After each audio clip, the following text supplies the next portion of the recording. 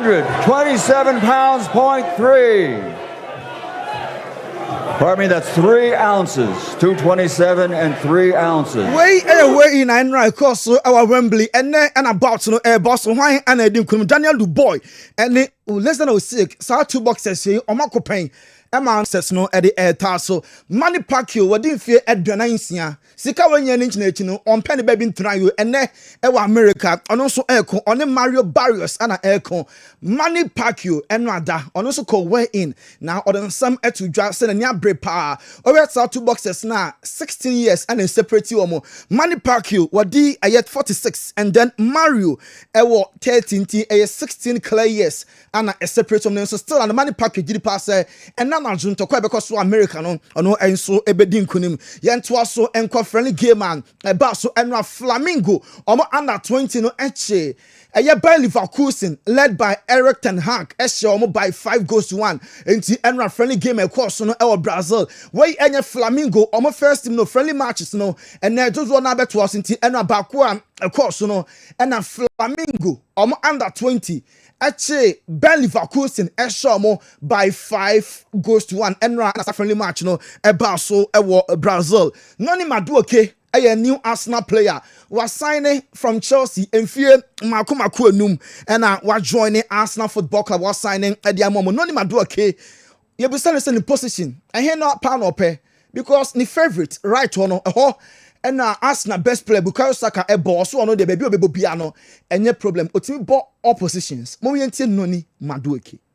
On the left and on the right in your career so far, is having that versatility something that you pride yourself on, something that you've worked hard on?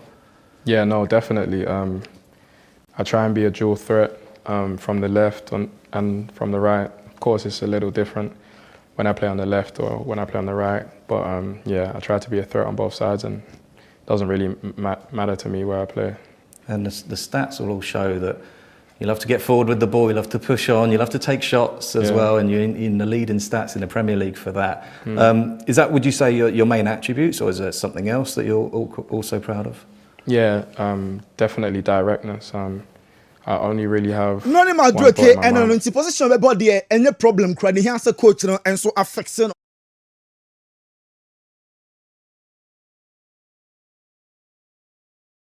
Noni Madueke.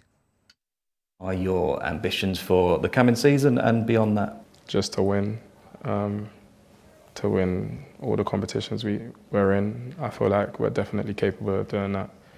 And yeah, just to help the team in every way I can and grow as a player, but also as a person.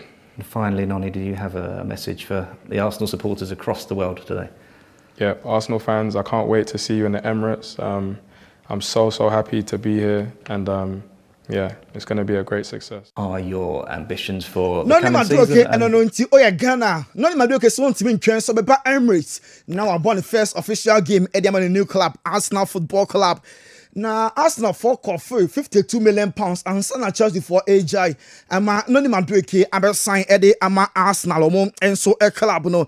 Now what say Arsenal after Chelsea players Makoma Kunsia after Noni Madueke no players are before his arrival free Chelsea aba Arsenal no eye Makoma Kunsia Kepa Arrizabalaga Raheem Sterling Jorginho William Burgess da Silva mo nyina no players once upon a time no mo ball Emma Chelsea ne so switch ebesi akan e de ma de Ganes Kai Havertz mo nyina no na Chelsea free ho no na join Arsenal say the abeka ho Noni Madueke yanko Man United aso and Brian Mbeumo Oye the medicals na was sign a contract at the Manchester United from Brighton. Man United for abre pansana enya no na the contribution goal and assist no 28 over last year na e was 3 pa o she goals Manchester United attackers ni now combined enti Man United strikers no from Anthony Joshua Zexi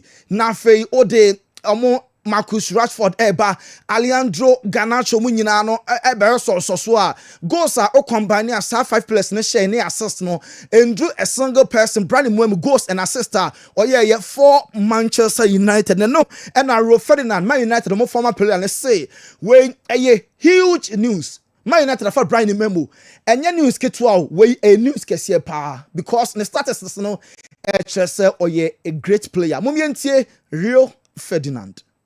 Usually, because we've been talking about Man United needing more firepower, needing more dynamism in attack, needing more power in general. And it seems they've identified Mbeumo and he's been signed to kind of fulfill that alongside the likes of Cunha and what's already in the building. He brings goals. So the stats, and I don't drive everything on stats, the eye test has to work and match up as well, and the eye test does. But the stats are super impressive, guys, I'm telling you. 41 appearances, 20 goals, that's 1 goal every 2 games, right? And 8 assists, that's 28 goal involvements in 41 games. This guy is performing at a high level. This is huge news because we've been talking about Man United. Huge news according to Rio Ferdinand. When the status now, Brian Mbeumo oya de pa. Now onim say ofi Cameroon kromoni Andre Onana, Man United goalkeeper no can be playing integral role and now on convince Brian Mbeumo say Man United the best club I bet me aboa no enti go for say oye agent Onana wa boa pa ama Brian Mbeumo or sign a contract until June 2031. A customer United £70 million and sana omo Erlande Brian Mbeumo. Yanko a Tottenham Hotspur so a Thomas Frank a new manager Enra on a central for Shebisa say Kudus Mohamed Ghana yen star boy now offering from West Ham last year. None of statistics no they compare previous years now about West Ham the first season. Oh, now when the goal contribution any assist now it was so unlike last season. No, so last season there the entire West Ham team and you want me emphasis born empo Kudus Mohamed Nkwa. Momientie Thomas Frank. From him or yeah. I think the first season in West Ham he had a very good record in terms of goals and assists. I think everyone is involved. Affected if a team is not performing top for various reasons. So last year, for whatever reason, West Ham struggled a little bit. So maybe it was difficult for him to produce the same numbers. But yeah, I think Kudus is a very good offensive player. So I think he can score goals and create goals, and that's what we will work on. From Thomas him, Frank, a new Tottenham Hotspur manager. Waiting some more can ye. If a Ghanaian star boy Kudus Mohamed why join it Tottenham Hotspur? Why pick your Jesse number 20? Young coach Chelsea, you world champions. Chelsea in the FIFA Club World Cup, no. Now almost celebrating 1 week. Almost a year senior champions. Now Chelsea say the football no a kwadam kwao. Enti Javis Simons, omone Arsenal for omenia bre papa say I be Leipzig omo midfielder no. Arsenal for pe Chelsea so are interest now. Omo enya Javis Simons omo enso epe. Na Enra be kan say Emmanuel Eboué oye former Arsenal player Neba Eboué Junior and so signing Eddie Ama Chelsea. Chelsea nkwada no no won name oma promoting na obeba Chelsea omo first minute Eboué aye Chelsea omo a player for akwada no and our hwe no Kessben television so no nko a Thiago Silva ba enso assign Eddie Ama Chelsea omo first minute enran na Isago Thiago Silva ba na picking papa favorite jersey number no Thiago na ne papa 6 ono dey pick jersey number 5 obesina kan Eddie Ama Chelsea from kwada no name opportunity ne ba dia first no so betimi asia kan Eddie Ama Mohamed Salah ko bisa ne say Mo Salah why any goat about Africa Yambolima one of the greatest of all time Liverpool and the Egyptian king no also Africa the talent be brave and Abesnako name so or can you go to dia obey the legendary George upon Manuia former president of Liberia obey George upon Wia and then Obeka Didier Drogba and Samuel Eto'o Wemu any placer Mo Salah and so epeke omo Rodrigo report be told ya say onye happy opeso Real Madrid no say odo my club ninti no ontimi enye sa decision simple odo Madrid say coach no on count on him club World Cup we only a few minutes and a boy a bribiano now otete bench tell him pa married me about the entire game na one memukra no atona bench the entire duration now so and nam odo my club into them on beso be free ho obeso fighting for a place our Real Madrid aswear Ball quite said Barcelona on Luis Diaz. Barca for per Liverpool player no pa. Nanso omo besom be crazy offer. Omo entry beyond omo budget. Omo a specific amount to be a. Omo twa so be for Luis Diaz. Nye competition sa. Boy no Edia Benti said Bayern Munich for enya no mo penti na Barca for etua crazy man Luis Diaz Barca for pensom nya well say omo betua crazy amount bia for the boy yet it is a Bayern Munich for so aye well in some my boy no Luis Diaz 4-year contract in few and 9 personal terms there omo akampo amanesi and the salary no a season or 14 million euros until June 2029 and no contract Bayern Munich for prepare Eddie Ama Luis Diaz Yanko Barca so a Barca for ebe fly from Spain and Chakra. Now omo no mean so actually Japan ho na omo kwakotwa omo preseason so omo anniversary club Iniesta in the club of see a campaign at the moment no Barca legend no only say from Barca and now occur Asia Obama vessel Kobe Barca echo Japan there omo anniversary club so ebe ball and ko fa kensie na fe omo akoso na omo ene FC so akobɔ ɛwɔ China enti omo be ball 27th na omo asatwa so 31st of August 31st of July na omo ene Digo and so abo on the 4th of August enti we any 3 games are FC Barca form and so aligning the up my ball ko fan say Barca wa ye be kan say omo one grandpa trophy no Spotify company enye ready for sa big game na Barca for a ball and sudden season to me ashas here. Stadium no I'm young here cry. Eno nama former Barcelona. I'm a presidential candidate. They doing at the Victor Font who are last year Barca and penny for the power led by Juan Laporta or say Barca for a dadom hopa nyakim. Juan Laporta on kind of cray or dada Barca fans, you know. What's me more assurance air fanfu. What me can say before season be shots in the Barca for ebebo ewo almost stadium now here our Kessben television so get na chere stadium we be ready for Barca season no open and Victor Font say Juan Laporta any Barca fans no omo ni ye kra no cross work no onka why na in charge Barca for why no project manager abesin there Barca for Emma stadium no enye ready for the upcoming season Marc-Andre ter Stegen say Barca penny ben wa ebetimi adada no pushing say onkoye surgery because Barca for say on an transi na o register one guy some ko fa ne buy no na ono ter Stegen onye wall in sesia no mbakoye surgery Barca for ne say omo pushing ya no yodium say onkoye sa surgery na fe Barca for Enya kwan register goalkeeper for Fra mo fan from Espanyol one Garcianti ter Stegen still no on the Barca for etwa enye easy cra Javier Tebas La Liga president wagiatum say La Liga matches no amo consider say bi mo ho a on be bon e wa America e bi te say Miami nanka bi a Clasico Real Madrid any Barca instead of say game be so e was Spain no ye de be call America na from so akosi akawei and some Javier Tebas, La Liga president, and also Eddie Atudra, Barcelona, Omo director, Pre Usilio, as a boss officially, Omo for a bid be my for Denzel Dumfries, Dutch land, no, Netherlands, no matter one or Stropa, no, best in there, no official bid and a boss of one, and so Eddie Abba, Finalisima. Champions of Europe and champions of South America.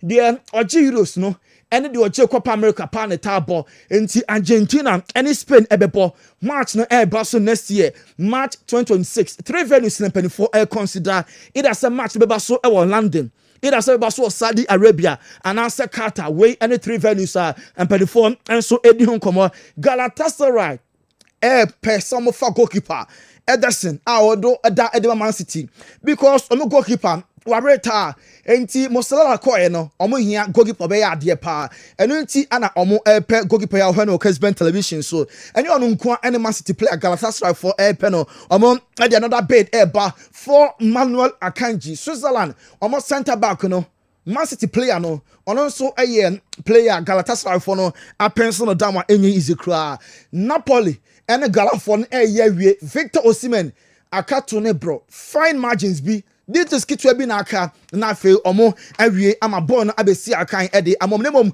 Galafon no Napoli for the shemusa for the next 2 years omo timi nton no ema any Italian club 2 years ɔmo ntimi nyɛ saa sɛ Galatasaray fa before Osimhen na ebia next year ɔmatɔn no ama Napoli rivals either Inter, Juve, AC Milan, no Italian club na betimi atɔn no within saa 2 years no. Liverpool and Frankfurt ebeshia officially na fe Hugo Ekitike omo edit hon komo Liverpool ni abrepa so mo nya Hugo a omo epen to ma start here omo edin komo nem face to face meeting en check crowd omo ene Frankfurt form enso ebeshia West Ham United e de bede ba mabeka say omo epe Harvey Elliott na 50 million pounds na Liverpool for and so about say West Ham for ni abrepa there omo metu 50 and from Harvey Elliott Hilal epe Alexander Isak na oye prime target for Liverpool nti omo nya na omo backup no Frankfurt omo striker Hugo Ekitike no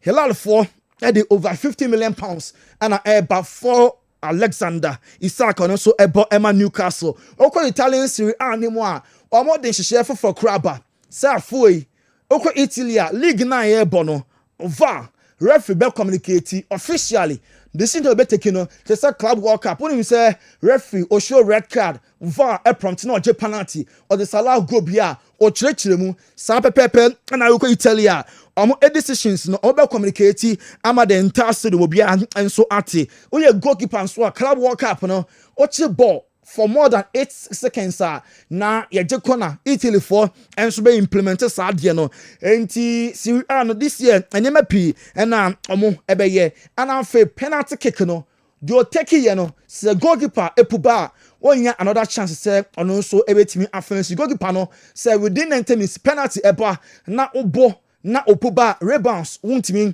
emfantu na tibiem we Serie A loss omo asesem kra omo enso edeba Napoli for signings omo year for the new seasons na no den pa on the league no omo defend omo title na omo be European so Champions League no omo edging eno nti omo for Kevin De Bruyne for free omo for New Orleans 25 plus 3 million euros. Lorenzo Luca, almost 35 million pounds. And then Sam Bumika, almost 31 million pounds. Napoli Foguswa, almost a team no. And our friendly game a course so Eric Ten Hag or some resource way a win cry. So Flamingo, a share almost team no by 5 goals to 1. Flamingo under 21-5. Leverkusen 1. Eric Ten Hag said resource no. And who a here near my person or no. And I'll try den a ebepeke ebefa enunti na ye bot preseason game said ebe ya obetimi rectify errors hu ye Javier Renard or your former coach Edema Ghana coach Zambia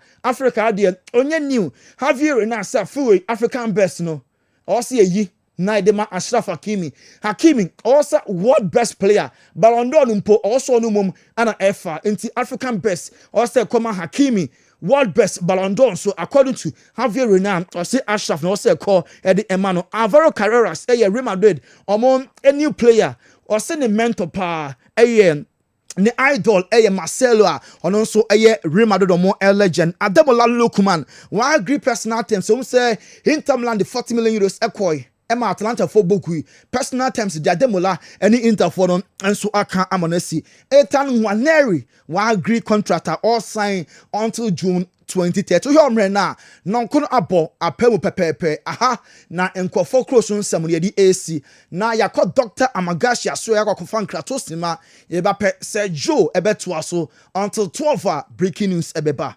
yakọ Dr. Amagashi.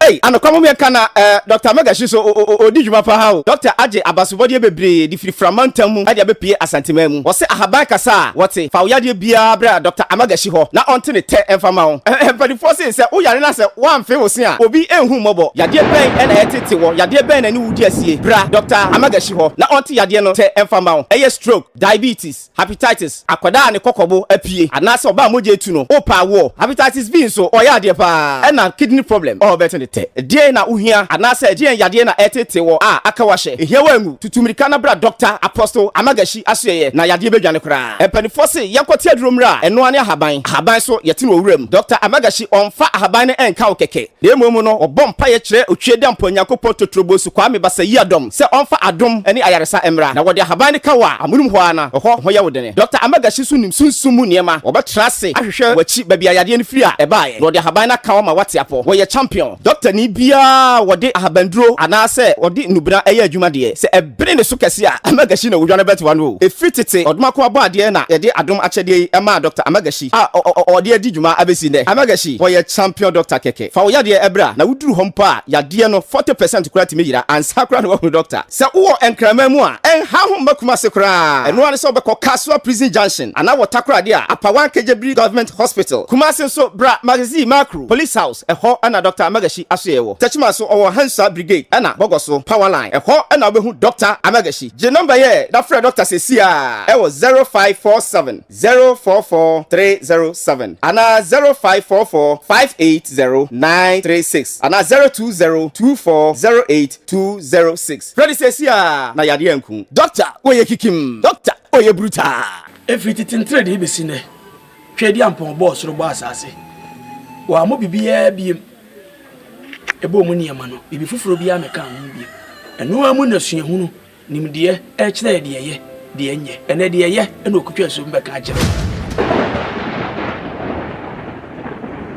tiedi ni ye pa ne fatu tiri eye doctor apostle Amagashi with Donyankopon awie yebremu wode hahamane nubna ese yade me secret ni sorry me catch on say pick number na go screen na sekeke na de freno na tutu wa na makono ho enyi nansa me na me catch ro wa yarsan eto betwa me de me ma meeting ni bebre ko hospital bebre ye ko ba bia me ma me na me ni minu aba ba ko ekura ni musi ye ko hospital be ekura ni musa wontimi nante nya hwe obi di adanse e fa Dr. Amagashi ana o kire mazi makru ene e bai tiade ma me bai ekura no sa na Dr. Amagashi hwe no first adura wode ma ya koye within 3 days a wo sha se no mu adu na fe de ma me na wotimi kuradua e de nante ni empega ni biem intimi kesei sa bre de ma me no MC na ye ni age ahotaba enti mi di adanse se Dr. Amagashi obi biara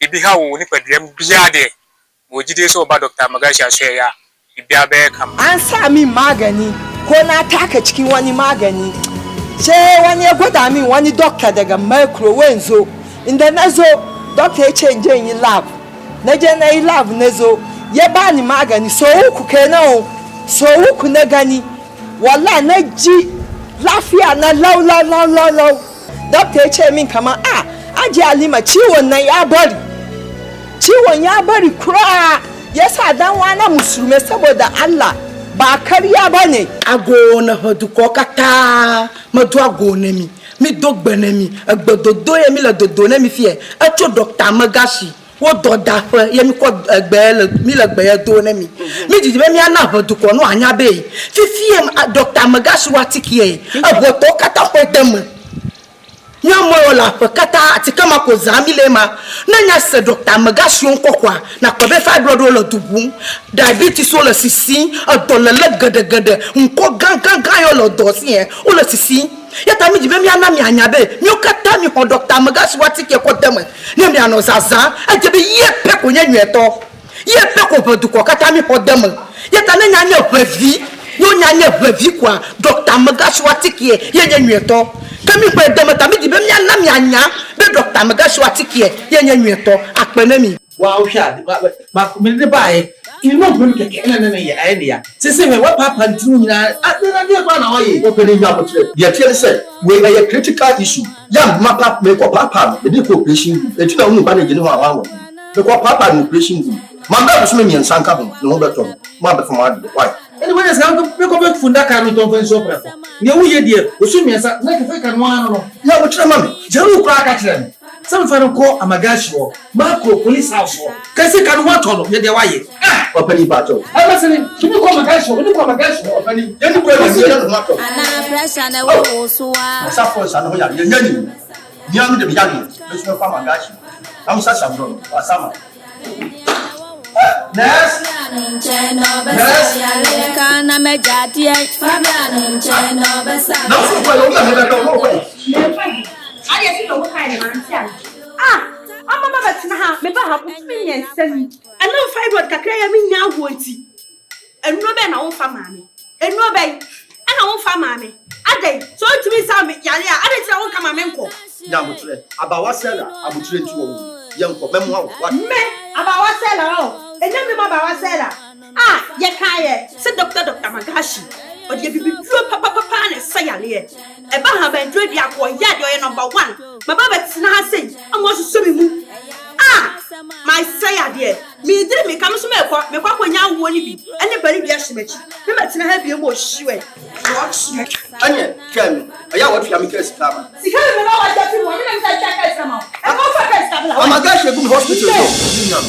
A pop with him, so I told you she won.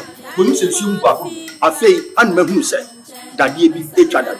So we are doctor, not Sabi. We are food, won't mean her. Would your young one, Amagashi, would your friend Yasumesi, would your Yadi, the Abenemis? Guam, Doctor Babu, actually Yarifu Nama. Nam some your doctor, we are not failure. Manka Magashi, what comes as a bro, a camiso. Let me say, the dear who as I appear. Let me name some of Frahan and the Saya dear. We could walk any brown will be brave. Nam so more power would get, Befia. So what in a tech? Messin Bedia Yatonon, and Yasem Tetua. Dear, how would piano? Me say, what Doctor Magashi, and Fayadium Cook, my idea.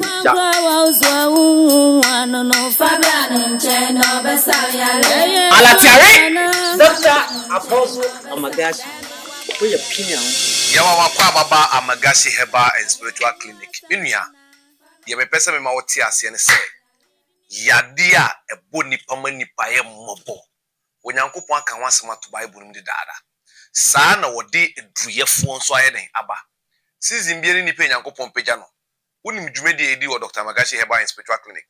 Ye me pesa me ma woti ase ne se. Se wo kan Jeremiah chapter 16 the verse number 4. Was in Crophobia or Wuyadia Bomo or Wuyade de Badia, a be a pressure. Wouldn't Nipa do a pressure come financial up to now? Wouldn't Nipa do a diabetes come up to now? Wouldn't Nipa do a HIV come up to now? Wouldn't Nipa do a hepatitis come up to now? Saya de way na yadia a Wuyadia. And Nuna Dr. Amagashi and Popo the Alena will do their mammy. So Opa Dr. Amagashi Herbal Clinica. Jadia Bira air Taiwo. Jade ye sunsum yade jade nkofo ko meeting no matter what you say no me break you down.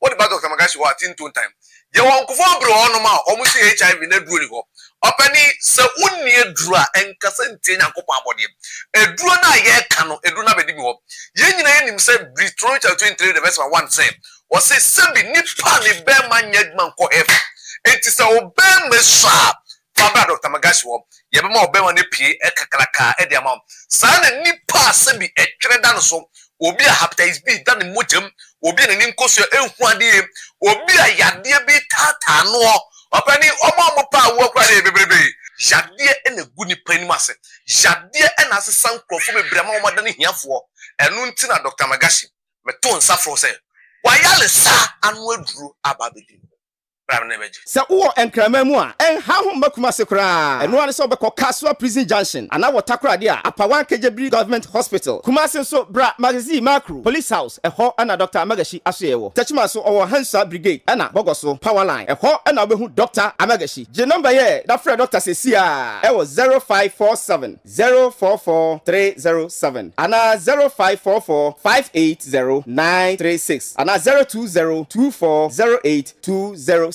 Ready says ya na yade anku. Doctor, oye kikim. Doctor, oye bruta.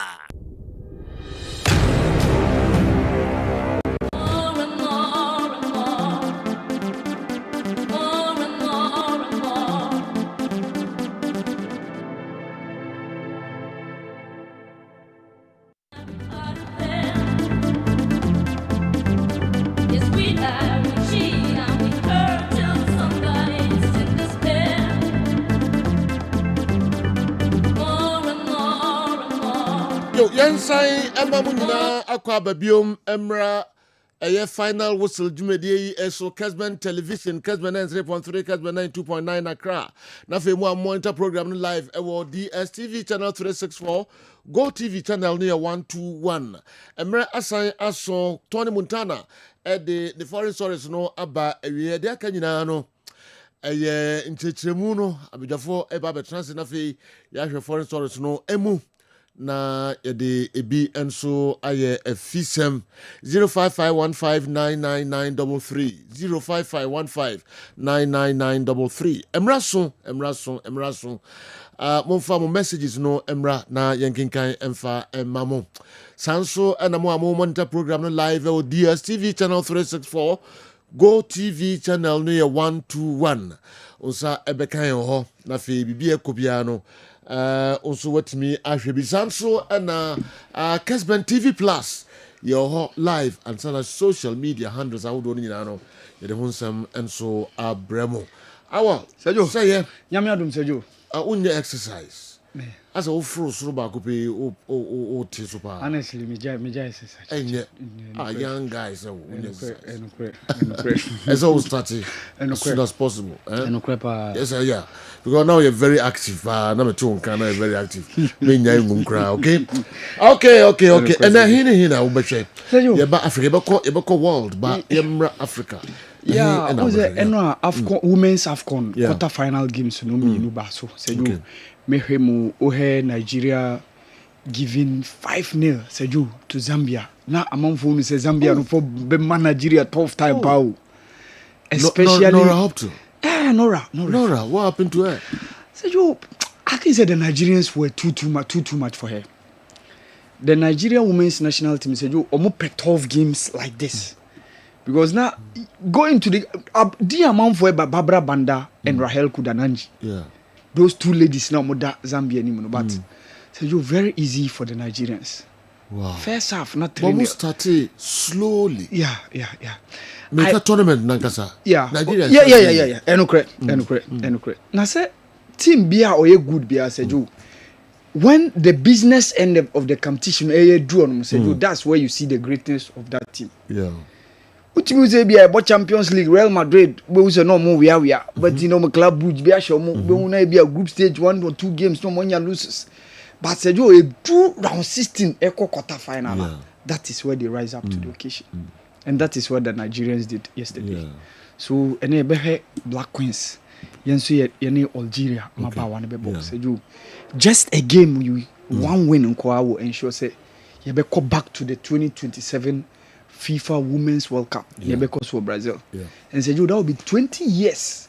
The last time we went to the World Cup was 2007. Hi. Yes, Women's World Cup. It's me Kobia. That is 20 years. Yeah, make it a return. And the Dianco World Cup. Yes. Okay. Because you called 99, and you called 2003. Then the last one was 2007. Mekai coach Isaac Parr, and a day. Ye mabawa no Florence Ukomo time no Ajuabayo Sheila Okai mo time no Gloria Furia mo said you these were those teammates are more called that World Cup no and said you were Beijing in China and said you since that 2007 Women's World Cup no said you the world is yet to see the Black Queens so said you and that one winner it me here against Algeria no you share what it means say you do medal to win and now one day They say we win na make no say no match aye pa one match na ya ka ye be say you nya win na say you what it means say you returning back to the world stage say you mehem and then 4 p.m. yes and then 4 p.m. and then 4 p.m. mehem and of course say you Lucas Ribeiro go no I have voted the best goal of the FIFA a goal bay Sundowns ne Dortmund okay 4-3 no first Sundowns first goal no Club World Cup yeah ono ne vote no goal of the tournament so we said you go by him alongside Mbappe Bakary Gassama appointment no and the likes said you go by him okay and the game say yeah so what do PSG say no GTI better match what do PSG GTI what's our Milan, right? Yeah. And I'm saying, Milan, God is all moon. Yeah, he's a PSG. Okay. This year, yeah, I'm going for. Yeah, you know, I go for PSG this year. No, not this idiot. I didn't say PSG is more money for me. And then I go to Achiwa and run to Quebia no near Kono. Oh, fine. Oh, and also on theatre, said me, no, yeah, just Nakapon Crofaji. Our FIFA Beckley, means on who none of so I FIFA Beckley. Okay, say you will be the limit at top. And me and your story, and how you FIFA Beckley say, the Man United the J the Sao Paulo J the international the intercontinental cup. We FIFA Club World Cup. This is the maiden edition. To is out of the frame. And I tell you about that is what maybe I say 5 days. Sisubio. Okay. And then day 6. Almost on both at your trophy. I want to go. It was the Maras Kadi trophy. Trophy. Also on your trophy. The church of support and on theater say 5 days go on your trophy. Okay. Go back on now. Also on the trophy. I want to now trophy there you worry I want you. Yeah, be here it's okay. The next 4 years you new trophy be akra you be okay. The other years no more year. The FIFA Club World Cup started in 2000. Yeah. Yenya make 2005 Sao Paulo Nigeria. Mekai in 2006 2007 international ne Barcelona mekai pa 2012 Chelsea lose to Corinthians and I said you say almost say the omabo atwa mu nyina na Intercontinental Cup but say the way the maiden edition of the FIFA Club World Cup it will be say it said the Champions League now it change it the European Cup to the Champions League but because this one the extended version into way the maiden edition of the FIFA Club World Cup when you had your I feel obi a TV na but just as me I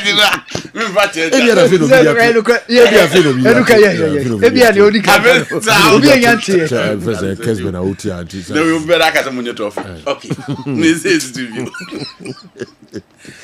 you day 6 4 years no what is it when I feel 1454 days okay FIFA say previous years now you started the Club World Cup in 2000 yeah it do baby now 14 do baby now 6 teams na airborne the omo magidi atwa mu nyina na Intercontinental Cup I see now we there 4 years Chelsea na di katia no wow into the maiden edition of the FIFA Club World Cup no yentimi mfa ba ko ne meka won se ba ko no bigibia Chelsea ajibida Man City ajibida Liverpool ajibida Real Madrid ajibida Barcelona ajibida how can say ajibida Chelsea ajibida ah medical kan Sao Paulo ajibida international ajibida FIFA say eno ye Intercontinental Cup the Chelsea aji FIFA Club World Cup nti wow afia na wo yato Kessben 93.3 Kessben 92.9 no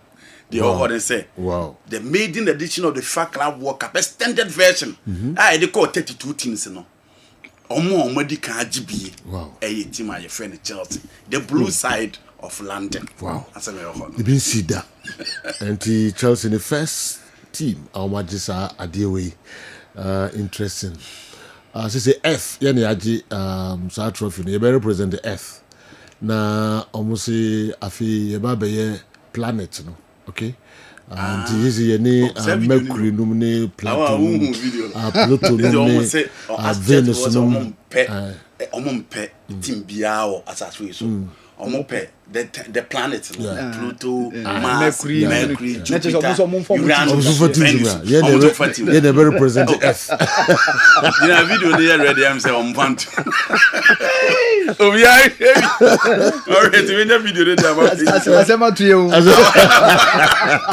asema to na Chelsea they represent the F asema to na bekawa omunye trophy bio kuma David they say obiana awa wana omumu obia so we say such a trophy bia ntine ye sa ye hu no David yenya sanity yenya sana mu sanity simple to make them matter west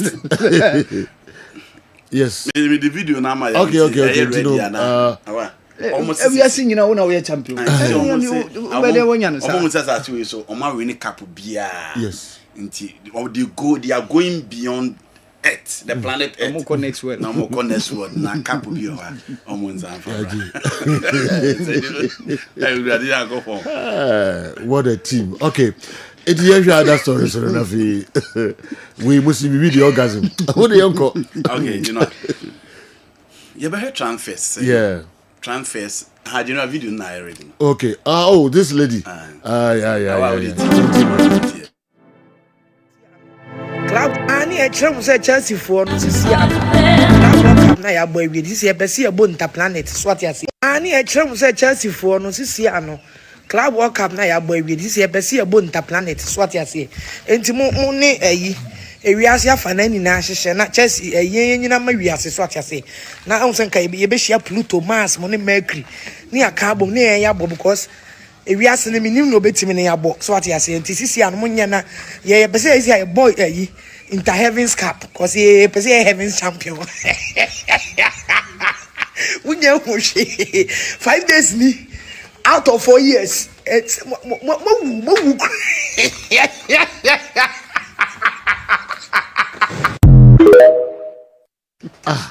I'm told so, Bema. Yeah. Sir, wow, it's very good. Just so or Uber driver.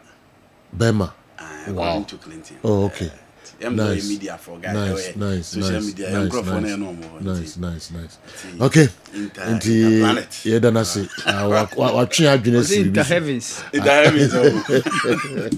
do. No, I don't know. Yanko, who are quite day 6 of 4 years. Yanko, into you. You know, and a lot of transfers no be centered at Manchester United. Now, first of all, Obian himself. Abranti e fen Victor Jokeres ni deal no ena na ya bekase ya kira na ya bekase obi anim se ni deal na aketi so close but na san dia sem fofraba start here last week and some no chance na ba bedu sa Abranti na se dabi on ko training bio pre-season na Sporting Lisbon starting no on ka ho Abranti na stick it to his west omo report ye na wanko the manager and the agent every Portugal baby PM England until last week Monday, Tuesday, Wednesday no England. Oman timi am finalize deal no because Varandas and so Gina Pampe said the Sporting CP pen so omo fama omo nya di nim da. Enra a baby PM me am san baby kan said the latest on that they say Abrantie no record ko wakrata no dia baby to dwase Oma hu se van bi akwa akosi ne fia eyi ne niema e di free ho de che ne se Abrantie no say goodbye to Lisbon and none of pay said do Arsenal for beko Asia e ho no mo kwa akoye o mo training tour in terms of the pre-season nti no bi anim se nka di ne final e agree ne de nka Abrantie be join the team no because you see our Sweden Arsenal for eko Asia o mo be ba against Tottenham Hotspur Hong Kong Omobaba against AC Milan Singapore and as a Joe Hono Mukakoy omo a pre-season nyina. Nti no obi anim say enko be part of the team a bit party to Asia no ene.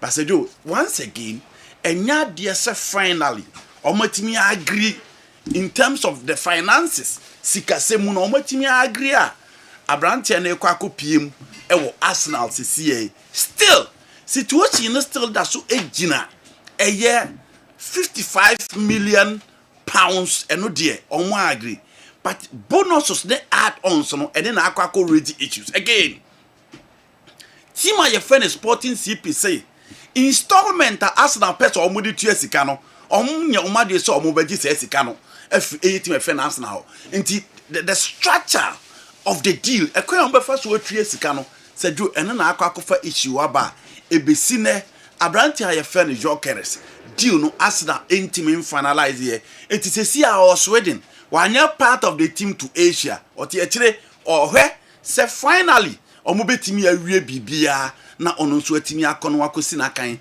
e dia mati my friend Arsenal. Anti Arsenal for no omo twen Jokeres no. That is the latest on him. Liverpool and I yenim say omo gusua a player in Rodrigo Goes any Hugo Etikite.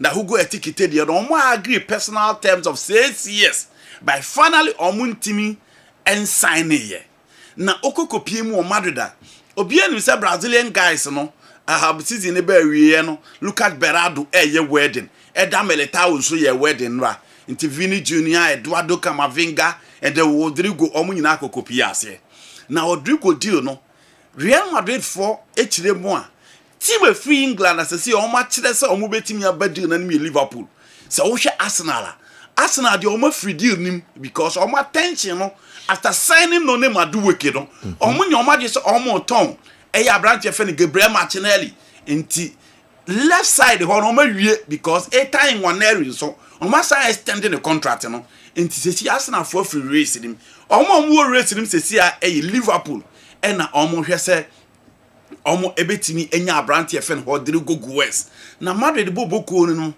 some of the players are not happy some penifo no person omo pushing out because Rodrigo show commitment Real Madrid and obeying how decisive and effective in the last 2 UEFA Champions League or Madrid into penifo ni bin so ani nye ho say Rodrigo Madrid for a person omo ton but no Madrid for say oh ba be pie dia 100 million euros now I am ready. So this can be back. And it's a hit my friend Liverpool.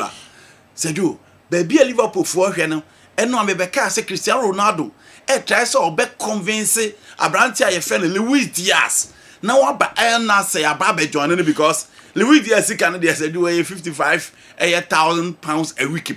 This is kind of him. It is someone 300 crowd. What the baby one multiply by 6 and Abba home. Into Cristiano Ronaldo so tries to be convincing to join Al Nassr. But again, team are your friend in Bayern Munich in so need to tell and Omu Hemu on the left side. He's the player Omo counted so much. Into I don't know Omo say obetimi Abba the moment Obe move no straight away. Now we expect to say Abrantia your friend Rodrigo Goes. Next Liverpool for a pushy na Abrantia and so etimi Ababejon. So that is it from the latest on Abrantia friend Rodrigo.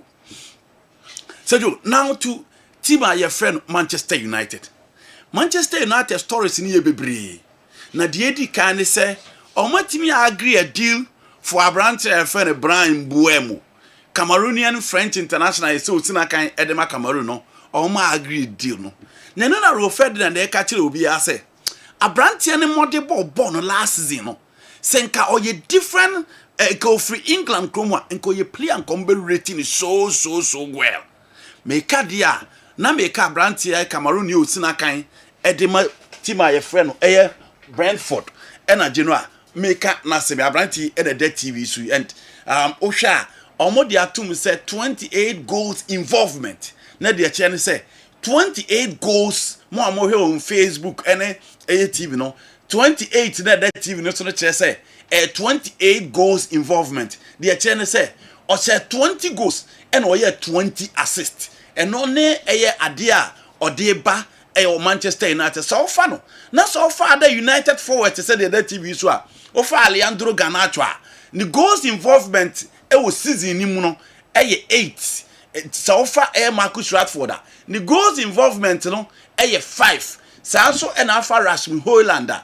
the goal involvement in 4 Ofa Joshua Zezia the goal involvement no general and also 4 na Anthony de or 0 wey a minute sa players mako 5 omo body man Manchester United and said you know you are talking about the United attackers my United attackers omo use in the last season you know Anthony Jaiko Real Betis Rashford Jaiko Aston Villa but time omo mfanto munyi time na omo ewo Manchester United no season na omo boy and the number of matches played no so oka omo nyina go involvement ni boma Garnacho ekura 8 Rashford ekura 5 that makes it 13 Odi Rasmus Holland the aneba beka ho a 17 Odi Joshua Zexi the aneba beka ho a 21 it is offer 5 United attackers for the season na se for mu go involvement 21 but so offer Brian Buembo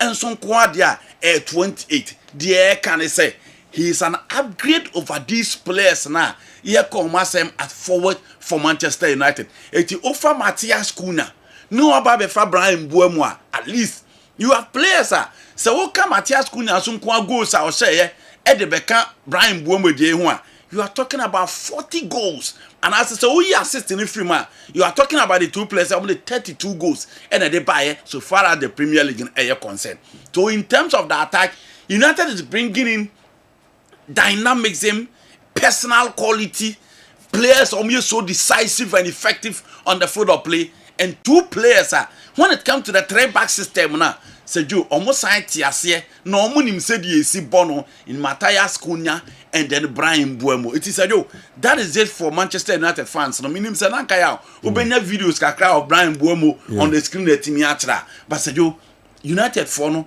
player on matimi assign on ya bon machi ase a very relaxed or the transfer market but said you say share at least in be a transfer see you see abrante no na hu on your screen no ni goals ni bi and as share Kessben TV on DSTV Facebook everywhere on only abrante na hu no said there o see very effective very effective and who say goals no both or ambidextrous or both from the right or both from the left and look at the angles check his precision and accuracy for team your friend Brentford. He's an upgrade over players or more United anymore in the previous season. Almost a Rashford match time and again. But Abrante, Ejuma or check a crowd on your screen. Manchester United, a team at top player. They expect more from him on the right side. Ruben Amorim is so rigid, and as I said, you United team here, and we were right. Matthias Cunha or left. Na ohe strikers or more penalties and they are good to go. So enough for Brian Buemo on your screen. Na enone niema or the airba. Now said you me free United there. Me the last one. Ohe ni sika no ne performance na match. Oh yes, we did the transfer market. 70. Yes. Okay. Ohe we did that because I do. Or a winger, or you call it forward. Yeah. About 20 goals a season. It's just what born home day. Okay. He doesn't play for Tottenham, not Chelsea. He doesn't play for Manchester City, not Arsenal, not Liverpool. He plays for Brentford. All right. Now, a bonny game, you know, obi or goal scorer, baby, or befabo. Into one, the dimension said you have a view, he doesn't operate inside the area. Yeah. On your player, I'll be catching 18 now. Baba to me, but Shebebi will move free the ball, neighbor. Until he brings in dynamics, you know, Shebebi or Ajabon, neighbor. Until or your one player. Imagine say playing for a team or Beckett closer to the boss. Yeah. Because he play for a relatively smaller club. In Team Pempi, you know, so Mubenya dominance on the field of play near Kakrebi. So imagine so Obebo for a team in Pempi or Motawa management. I don't think Ruben Amorim is still going to stick to the United team that struggles against Bournemouth, struggles against Burnley, struggles against Brentford, and struggles against Everton. No. So I'm just had the annex to coach in the contempt. Into all she said, Nimono, a general figure, and the transfer market. So okay, figures and for the top players, not obviously 20 goals a season, 70. I think is cool. Right. Now, lastly, United number moving on. The four strikers as you omo say omo ebetimi do omaba ada omo do omaba beka two players you hon ewe animu. Now United are looking at Oli Watkins, omo hwe Victor Osimhen. You know four strikers and a TV so see. Okay. Now meba beka Osimhen ho asem into Osimhen de monyini film because baby Osimhen nenam na nsen no de ekeka ko no echiri mu a Manchester United which list na de wa free so meba beka ho asem enra Napoli for now de eniema kwa akobobo omu training grounds a omu de dem yie pass you and as usual onim fans so omu eno omu ani ho agro pa omu chiema na ni brisika na onkai se team na ofri mu no eye team a Diego Armando Maradona Franco Aboda into Oru Victor Osimhen wo ye hwan eno ne ade a team a ye frɛ no eye Napoli fans no omu chireba last season nanko so si akande mo but Abrantes china o movie on and omo hu de be pre-season kro omo ko anko dombu ya ante final akwa copy mo Galatasaray after ko Galatasaray no and ko omo start pre-season ko onsamra na se team bi ba beto na onko omo chema Victor Osimhen you be you ungrateful sika omo de ko fan from Lille by no wan hwe so and on wadwe ne personal glory ho and eno omo keka bi ekire no nti Osimhen de se sie aka the structure and the way team a your friend Arsenal team a friend Galatasaray ebetua ediama Napoli Aurelio De Laurentiis enonko ana aka agreement done Manchester United omudi kaka ti Osimhen dada se ni sika na opeso oje no onte so ama Osimhen ante so enti se si ankomo de Osimhen yenyini mfi nkomonim ohwe Galatasaray no akwa sinaka because already 50 million euros a year from a team friend Al Hilal na sejo odien igala asem no bekan say Mikel Obi nso aka the same thing no say Africa osika no enye osika eyeye sika Mikel nso in an interview on Rio Ferdinand here no ono nso aka the same thing to Osimhen there se see no taking an nichre Galatasaray na ohwe so betimi akona akwakosi na kan e de amom na ofri wa Hugo etikite madika aka se Ali Barat se Hugo etikite timi move to Liverpool ni sika na also chem de half man ye agent no because edo wa je adwuma on transfer market every day a team is after this boy onye so special he is just good he had a good season with Frankfurt we hear ball o mama musi mo the drive the firepower on the bar I don't think say etikite the bar but he's been in the news day in day out and it's likely so Belande e wo team aye fan in Liverpool enti Abrante we pressure o Man United no he is not the player to save the situation in the attack enti etikite so yenyini free now let's come to Oli Watkins yemfa 4 players on your screen again na yen show Oli Watkins and Benjamin Sesko so for Oli Watkins Aston Villa 4% almost change eniema of Villa team nim one the financial fair play issues ya che omo enti omo person omo ton one Emiliano Martinez their goalkeeper no omo person omo ton no ama Chelsea bank komunum kakra ti Manchester United bank komunum kakra ni nyina na say ni wifi friend Amanda no onye na do so be free England bo Chrome hot because oni a design no say jo Omwo company in England ho it is a CI moving out from England and you're part of the conversation. Inti etrese e was say Emiliano Martinez a pet team e wo England wa. Now so o pet team dia Chelsea pe goalkeeper. But say jo o hwe adwuma Robert Sanchez ko eden ansen ya. O ye obi a nso obesa man the chance kakra because you expect him so obenya the confidence now ultimately atrabo oboku e friend Chelsea na was say another chance. Inti se see as o hwe enya de say Abrante for Robert Sanchez no who say Chelsea attention no any goalkeeper baby. Now, who you on free wa you talk about Manchester United. Andrew Onana pra until Onana there said you Manchester United for e almost all this kakasi na sika o de ko fa na ba eso. But any serious team will think of replacing Onana in post. Now in the attack. Obia who say season e ba be wi no. Na Abrante for Oli Watkins ball no nya bi mo.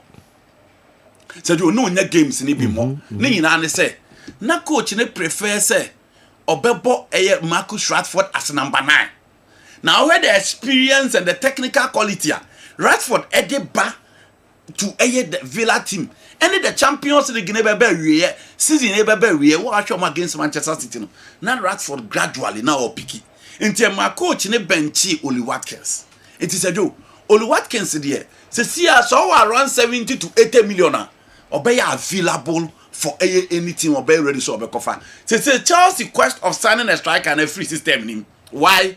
Because of the last 3 games, Adia Joao Pedro be the club World Cup they said you. Say we a team na Joao Pedro de sa top class goals ya bro the FIFA Club World Cup. You will not think of Okwakofa striker for Fraba. You still give him the opportunity to deliver. Now to Manchester United, into Watkins said you say United phone 8 you don't muka krabia we dey kwada no omonsa ebetimi aka and the 29-70 million pounds say you be adwuma hwe the age no I think the age factor no be count players e bia ni age kosora say you to splash those huge amounts no e bia team no be cautious kakra e bia this e bia negotiations e go through say bia monte so but say you for just 1 year say you got 30 players who do 30 years who say yeah na contract even clubs they man yeah na a short term so to pay 29 million pounds even though approving to pay 70 million pounds for even though approving in the Premier League. You're on point. Yes. If you look at the age and you look at the figure is astronomical. I agree. But this is a different. Man United for Hodgland, relatively younger, he came, he failed. Zegzi. Almost Zegzi, a young player, he came, he failed. So, and you look at the pressure of Man United, a more experienced player would do. Again, he's an English international. So you see, as I talk for Hurricane, I will say, you not pay less than 80 million for Hurricane, but he's more than 80 years. Apart from say Hurricane, you're top class striker, I know you're proving beyond doubt. Now, when team for Oli Watkins and compare them, say England Hurricane, who are their next striker is Oli Watkins. In the age, good. 29 but the pressure at Manchester United, you need a more experienced son to deal with. Right for the current team, Casemiro must struggle. Into when you be as a Joe, or not so what's hard the enemy. And he's an English international. So you never yet didn't oh come market for English player. No name do okay say. 50 million, yes. 50 or 50 plus 5. Okay. No name do okay. On know the level of Watkins baby. E wo mu say Chelsea for the past 2 seasons were Bobby. Why integral part of the Chelsea setup. But say you he's 50 plus 5. Which makes it 55. I don't know niam bebre here e ka ho. Enti I agree Oli Watkins engini but imagine having in Buemo Matthias Kuna, Oli Watkins. Yeah. Because Benjamin Sesko, Leipzig will not take less than 80 to 100. No more. And until a map asking a free conversation in Montemo, almost say almost budget from 80 to 100 million euros. Because you almost top player for and unim Leipzig, she Timo Werner, she Christopher Nkunku, she Michel Savista, she Dayo Upamecano, almost ton jikese. Because they say Koran Lema, because they say Omona Ababe, Dortmund a Jumana. Previous years no Mquire or Germany no. They say Omona Ababeka Dortmund. Into Omo the Omini low. No more Babeshani high. Now about what this Kakesi Ababefa. It is for me, Ruben Amorim, it was two areas. As a Joe also a year Jumana. So yes, Jumana United will come back. Back to Mwemo. Moka age as small 25. Yeah. Cameroonian about 25 years. By French. You're France. Intino, I know the I am fans are. Because you won Cameroon and Kent. Oh, Cameroon 35. Carry 10 back. You won Cameroon and Kent. You won France. I know France. It's in the Crowding. He said you 25 Africa must reason the message about this year. Africa must reason the message about this year. It's the 25 and yeah. Over no. But okay, the TV so they are not so already 25. But you are on France. Any movie? You're on France. You're on France. Wow. You're on France in T. Only the Congolese guy now war Brentford. So many you're only of France. Okay. This is your way the bit media Africa must really and any American. Say you be a one via. The reality is that system now how they operate it no sign it here and yeah have said it operating system no sign it nti Brian Buemo dey said you so we share the footballers no emu 100 2 out of 100 normally our ages and kasa bobo obi amfani age mo just young no obusa homo from under 17 to whatever obi amfani age sign it here abeye no bi obia yibi ma say you ene crowd the improvement above kakra. It's first no. Yeah, no say the kakra. Okay. Ebi obi what 2-3 years bisa. Sheda nye much of said between 7, 8, 10 back in the days. And then the yeah. I agree. It's a first no. Yeah, first and then 10. And I can omo argue before played football. Yeah, card and be the next age so. Maybe footballer says I don't come 25. Okay, wow. If you look at footballer, take what to be 10 years. Yes. Can me time I was expecting more no. Na me go to train na say. Oh, dear, me go na say o min to me kai me bought 20 minutes here. Fans ya ni abre. Na so me go to train ko ni abre che fans. Nti ye system no e na man basa. Nti Brian Buemo dey say do. Na ni mu dey. Na ni be na ni dey nyini. 35 na nim dey 35 but you udina park no so na hwe na ho keka mo say oye young until let's see what he bring and as I said imagine Mbuombo na wonya ageno a wonya Kuna on the left now wonya Oli Watkins wani mu a it wouldn't be bad for Man United. The only place left is to make sure say omo benya a midfielder place na omo tutu nyina so omo enya midfielder obi control omo game na mo e number 8 Sergio Manchester United the bed bread. A best akoye ho ha na. But let's see what will be number and so on the table. Chelsea they say transfer no say you say wa kra win ya play bia na. They are G they say okay. I said you more come this in board. Me won go for mo catch say the next 10 years. So me middle table team grow mo fa ho. Minimum Chelsea fans so catch say. O me middle table team grow mo. But baby na niam ko ya. No. Okay. Jedwa, ka baby o say mo player. It seems you are. This is the Achiro.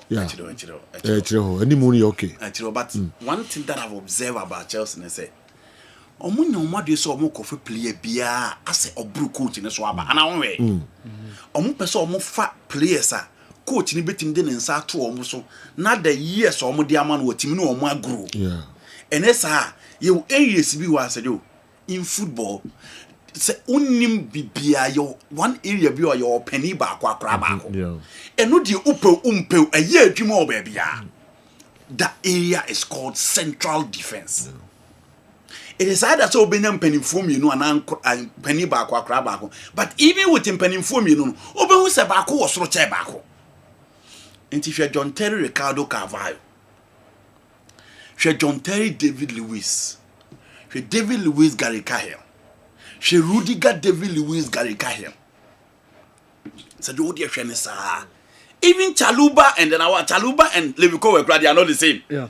Chaluba is a more mature center back in terms of profile and honest at what he achieve than Levico well. Seniority crowd.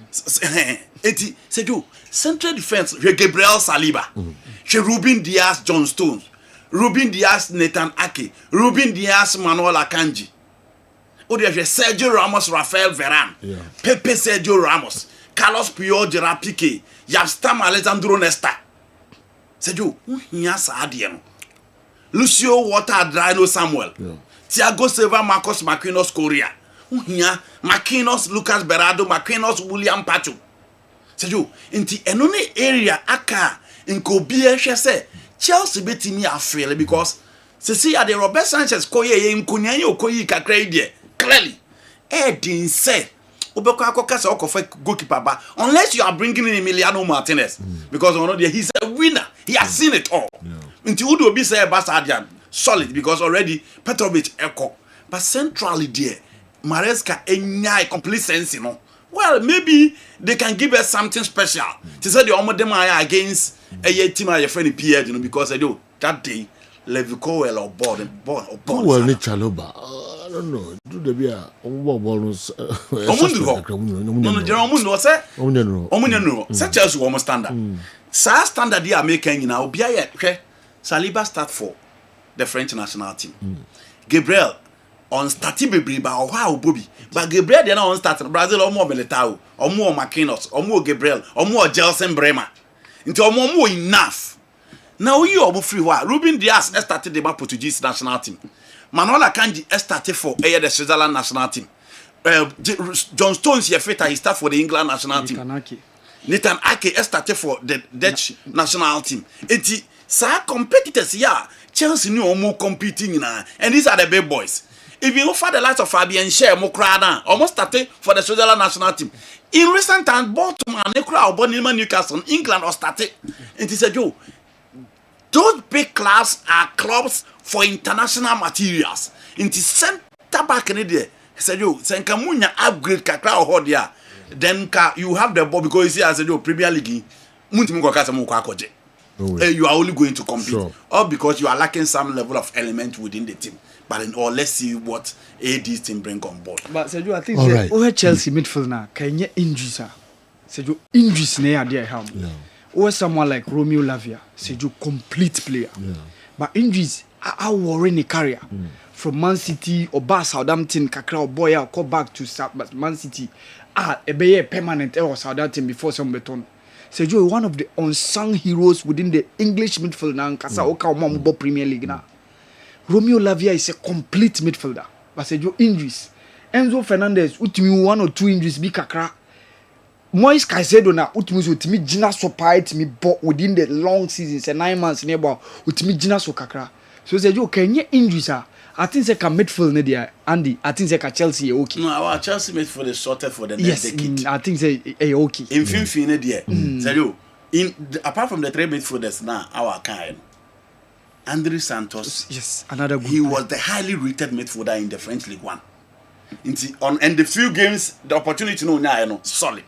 The 2 guys no ball last minute, solid. And said, yo, clearly Manchester City are even struggling to put a certain midfield together. Manchester United are struggling to put a certain midfield together. Go to Arsenal. Arsenal midfield in there said, yo, I know say. Almost midfield in there sorted for the next 5 years.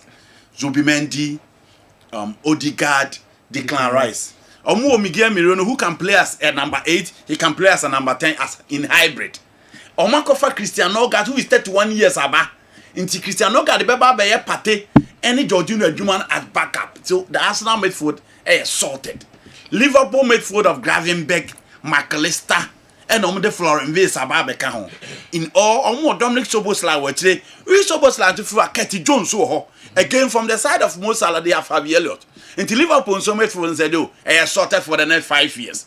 Into Chelsea Medford new issue, Arsenal Medford new issue, Liverpool Medford new issue, and look at Newcastle United Medford, Joe Letton, Bruno G, Sandro Tonelli, and on what Wellock, a word chida. Se obi proud be ba be shim dia momaton Longstaff move on into again check the top teams midfielder sorted so oku team your friend Aston Villa you look at Yuli Telemann Amadou Onana is back and said yo all these guys are the guys they still have Leon Bailey or Morgan Rogers they have their captain still at their disposal into sad guys we into midfield they said yo Premier League, the last time he sent come but I just want to wait and hope he said, Obi I get the sign is new year.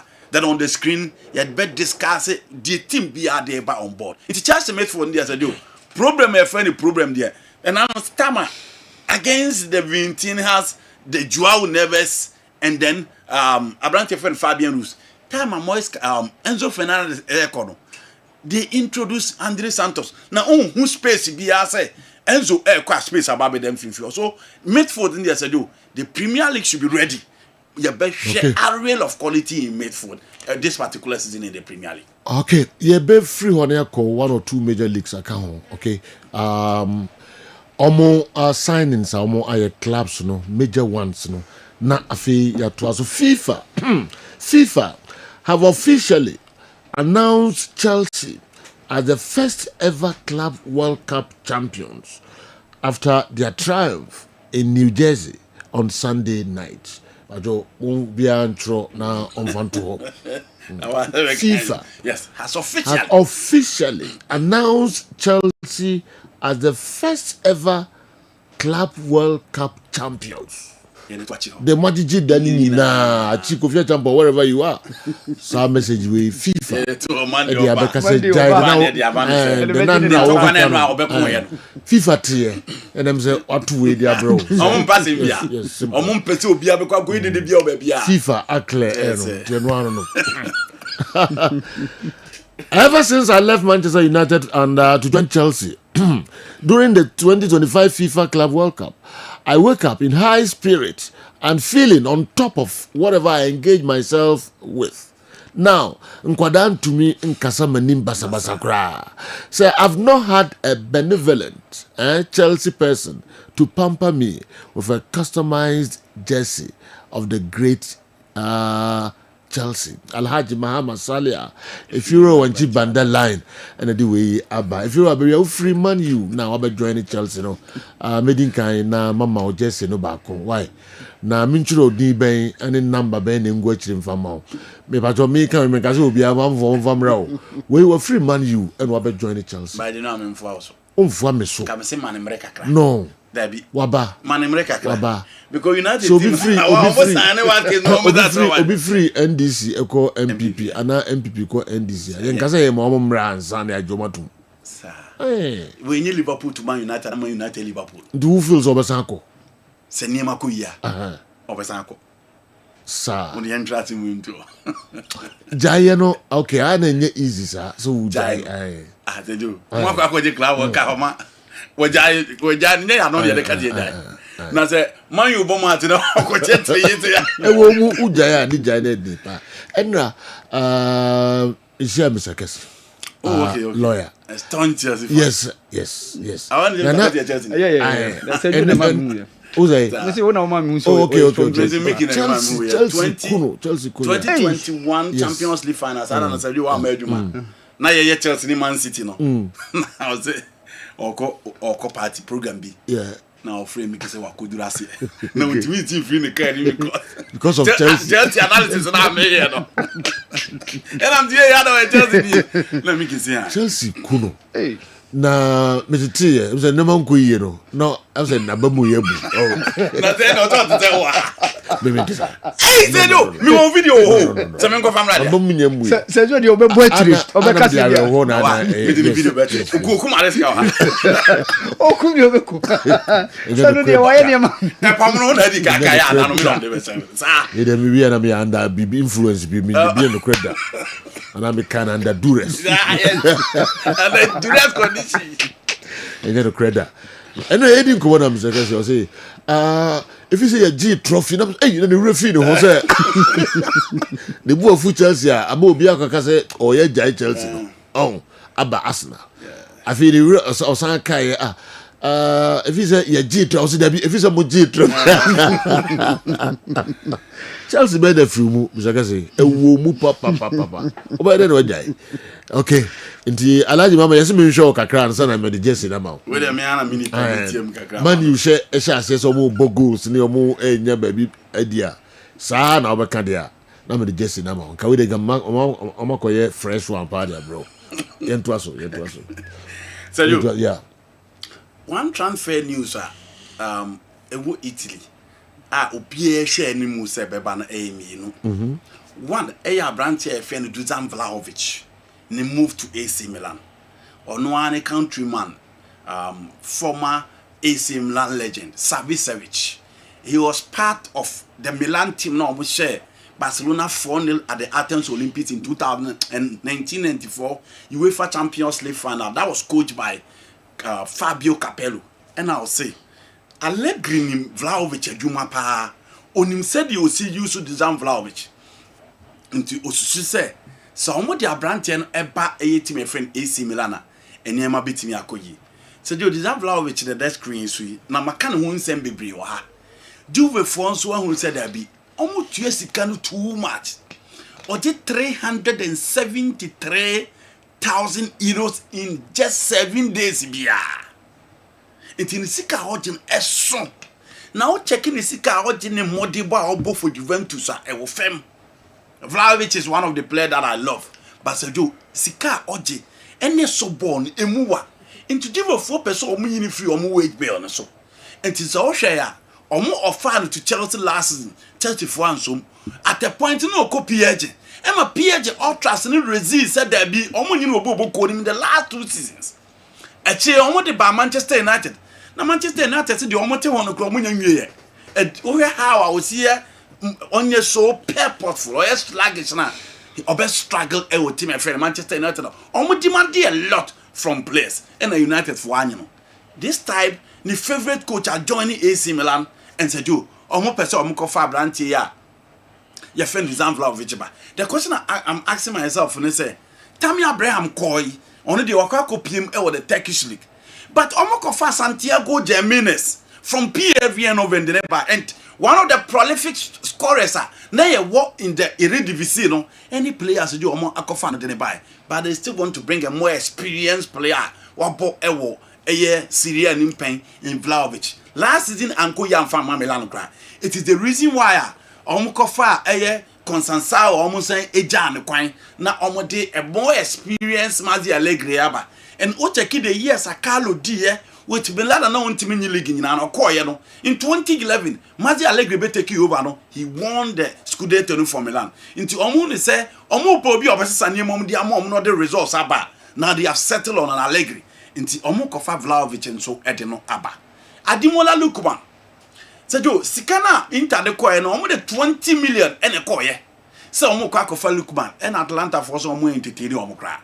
and so unim Atlanta in recent times omo so yetima omo produce quality materials pa into omo entertain omo say a 50 million euros and only sika Nigeria ni abrante no omo ready so omo je ansa no omo je ni mu amanako I think the signing of Kamaldeen Suleiman a signing away that is likely to replace a Lookman omo team difference Lookman any Kamaldeen when say Lookman is more matured or effective or a purposeful but Sergio the technical qualities are okay kura baller and said you see fast on the ball no the same thing like Kamaldeen and bigger stages Lookman proving than him but in terms of the profile in terms of the role I think say omukofa Kamaldeen Suleiman say Lookman kwa no about take over Inter Milan say Genoa Omode Lukman Beba Beckham. How they lost the Italian Serie A in the last minute, any Champions League defeat, Omunya,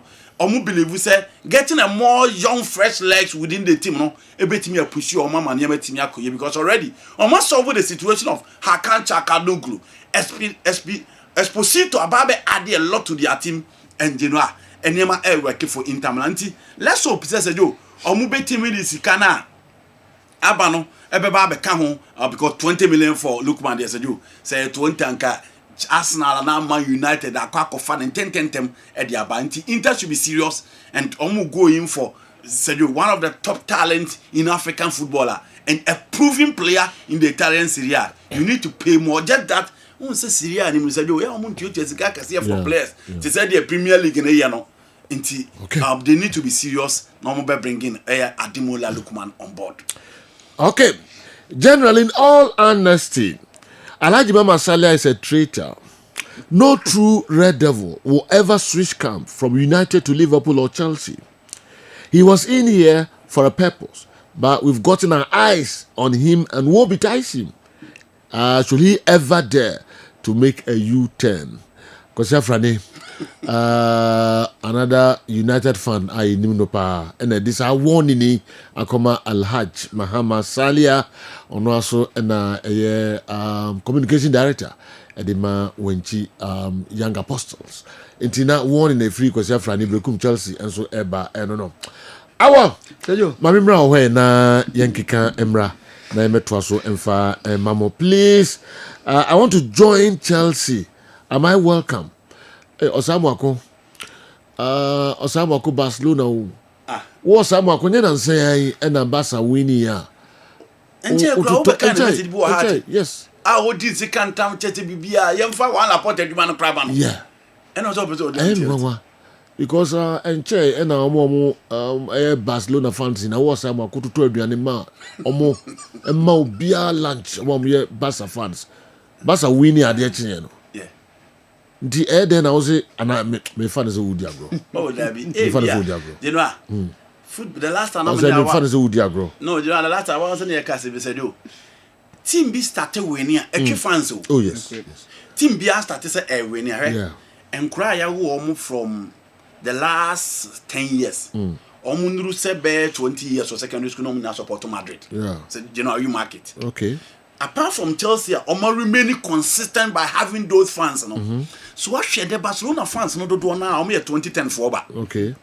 Because time Omo from primary school battle, they saw Lionel Messi. Those are the people who want to talk about Pele. They will not listen. But say you, mo Omo be share Pele no. Mo Omo be share Ose Kofi. Mo Omo be share Polo no. So being so gigi ne players wana mo sere. Yeah. Yeah, at the time, yeah, by the time of Luis Ronaldo, Zinedine Zidane. Me obi the players be able to omo na me so me bofu enti team when you start winning and the Barca fans be brebe say the omo na abo so omo ye 22 23 24 apart from omo na omo from the Rivaldo the Ronaldo's time enti se sia no Chelsea asa say e winning and say do in asamacha sense ni bu ane dey area no how many coaches in recent times in the Premier League and a bubble first season omo top 4. Okay. Omo win the Conference League. Omo win the FIFA Club World Cup. Not even Pep. Mikel Arteta spent 5 years with Arsenal. A year FA Cup and then a Community Shield. Yeah. Jurgen Klopp spent 5 seasons before he won his first trophy for Liverpool. Eti the Maresca Ababe no. Said you and you bet me I can't say Eddie a throne crofo, but the reality is that he's done well. Okay. Then compare a more mature and experienced coaches. Carlo winning Premier League in his first season for Chelsea. Conte winning the first Premier League for Chelsea. That is relatively bigger in terms of the competition. But the fact of the matter is that to have a championship coach, no better Premier League, the first season of FIFA Club World Cup, or the Conference League, or the top 4, he's done well. Don't let Andy break your vow to me of any conditions. I said I've come fully and unconditionally. I'll die a blue. It's a sacred oath. I want jersey number 001 with a Fiora embossed at the back. Alaji and the way I feel what jet. Okay. Inti Jedidiah so who monitor program now, Mr. Brennan Chelsea Jason Alaji open white and now blue. For blue blue color. Okay. Na 001 any number the ebegwachi na fiura. Yajinatum. Yes. Yajinatum. Inti once about the obetimi a white the other color no obetimi a white fiura no but blue no the white fiura no could be able to yeah but you know he will be able to say and I'm to buy fiura. Those who change clubs they support to join winning clubs are called glory hunters. Demu pe bia munka obia emfamo ho Kofi Accra the way by should Africa be proud of this dependency on okay Maminsha say my question for Dr. Franco Naro with Puma signing a record 10-year 1 billion sponsorship deal with Man City, is it not an indication that 105 charges against Man City is dead in waters? If Puma were not convinced of Man City being found not guilty, they wouldn't sign this record 10-year deal.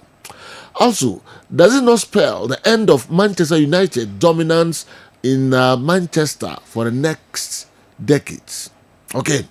Kofi Nediwe and so Ebae. Should Africa be proud of this dependency on family members who are wealthy? I'm referring to Egalo advising Osimhen to go for the Saudi money. Because in Africa, the money is for all the family. Is this mentality not a recipe for laziness by some people in Africa? Kofi Nediwe Abreye from Accra. And okay, also to kakre bi na free our the questions no na free our bra. Mo betima hwehwe Igalo de na oka ne nra na. Advice o de ma Osimhen no. Mo benya mo mfa mra sisi ai na yinti. Maminti o na me sanko. Emra ne ko. A team there can be a scandal. A team can be banned. Certain sponsors will withdraw, but others will come on board. Because they do. In the era of Cassiopoly, the baby seen so where Juve was sponsors. The fact that Mejitu mu say Puma for enso be your hwehwemu pa before they go on board. But say you Puma the very day fa Neymar as their front man, Griezmann, Thiago Silva, and I'm who say ye serious. Sergio Aguero na mu say ye serious. Into be your groundswell to check. Say City will be banned and RCM banned your. But the reality is that whether there's scandal, whether you are banned or you are not banned, whichever be the situation, a sponsor will come on board. Be a sikana and kaobenyano and a wuntiminya. But go back and check the Cassiopoly. Mom withdraw any finally they came on board. Almost some bad sponsor teams and there. You are can almost sponsors a baby. Omunisika to say they can now because of the systems and how things are operating in the Syria and European football now. But Sergio, we are there sponsors, baby. Now on the issue of the dominance in Manchester, Sergio, football are yet the stretches any sika any football. Manchester City realized their situation and almost Marquis Subaye in 2008. Marquis Subaye no anyi Kofa Roberto Mancini by Mancini won the Premier League for them. A free honor, Manuel Pellegrini Munina also by on board. Eba be still anyi enough amomo. And Kofa Pep Guardiola by. The first season he failed. No BS, Pep. I'm from Fraudula. Yes. Messi New York. Otimi mo. Fraudula. Yes. And then Manchester City in the last 25 years, almost 8 league titles. Team ebe onwo team my friend Man United in Kwa. After spending so much in the last 25 years in the Premier League. Okay. Inti omu hu nipa also di omu project then no omu spend the man they are over. Okay. United they also mu wan say coach when you did team na man forget about Yakofa Louis van Gaal, Yakofa Mourinho, Yakofa Ralf Rangnick. PJ omu to kofa coaches so you have to video now already. Yeah. Okay, me and Igalo. Victor Osimhen won the ISO scorer in Napoli, won the league.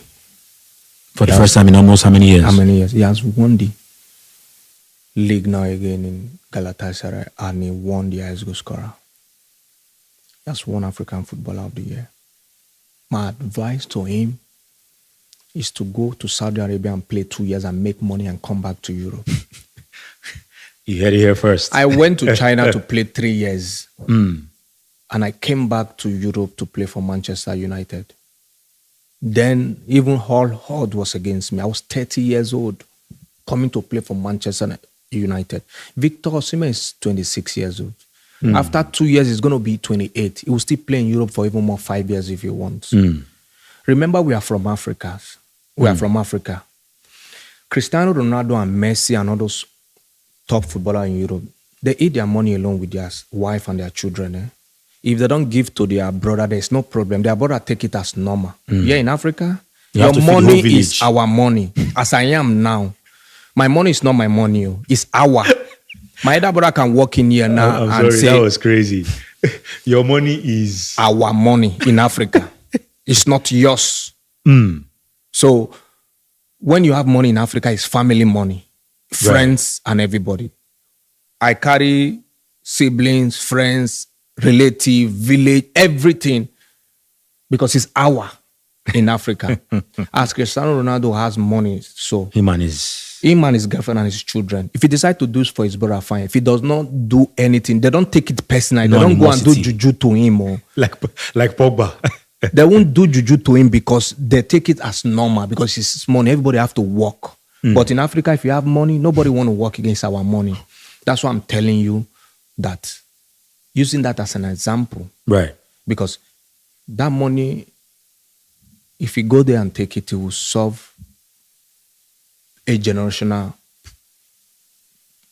where that will solve so many issues for. I will come back to Europe and play again. And remember, Osimhen and so and Osimhen. Wow. Uncle Saudi, but 2 years. No Uncle Jessica Nombra. 1 year be $50 million. 1 year be $50 million. Yes. Take 2 years, 100 million. Yeah. Because in Africa, your money is our money. Abusuani nyina sika. Yes. Uko Europe sika oji no hono. Yeah, e woni wo yere ne wo ma. Yeah. So wa ma unua bia obia ni uni problem bia. Yes, wo money bia fine, but wa money bia enye issue bia kraka bia. Ba ha. Dabi. Wa nyini ya baby do be fa baby kra, o mesel. Ento ongo jiska no san bra. Go no ko China. Ko jiska boom. So some man you. Yeah. Ndi ogoji 2 years no but some about big club yeah. We near foot or day Emma Victor Kessben. Me show some nyina money ya adwen. Obia wono. I go dey yes me busa. Yes, yes me busa. Obia wono na say do. Oh ha na afro say o offer bi mpabo asay. The school bag asay. O ma me nu aba ne so opeso osua adwuma wo. Na o offer afro say ono so kra ne dan o man kakra nso so. Afi obi konen crofort he atwa o. O wi ana o ya afro say o classmate for afro say o. Maybe so Hana wa microphone.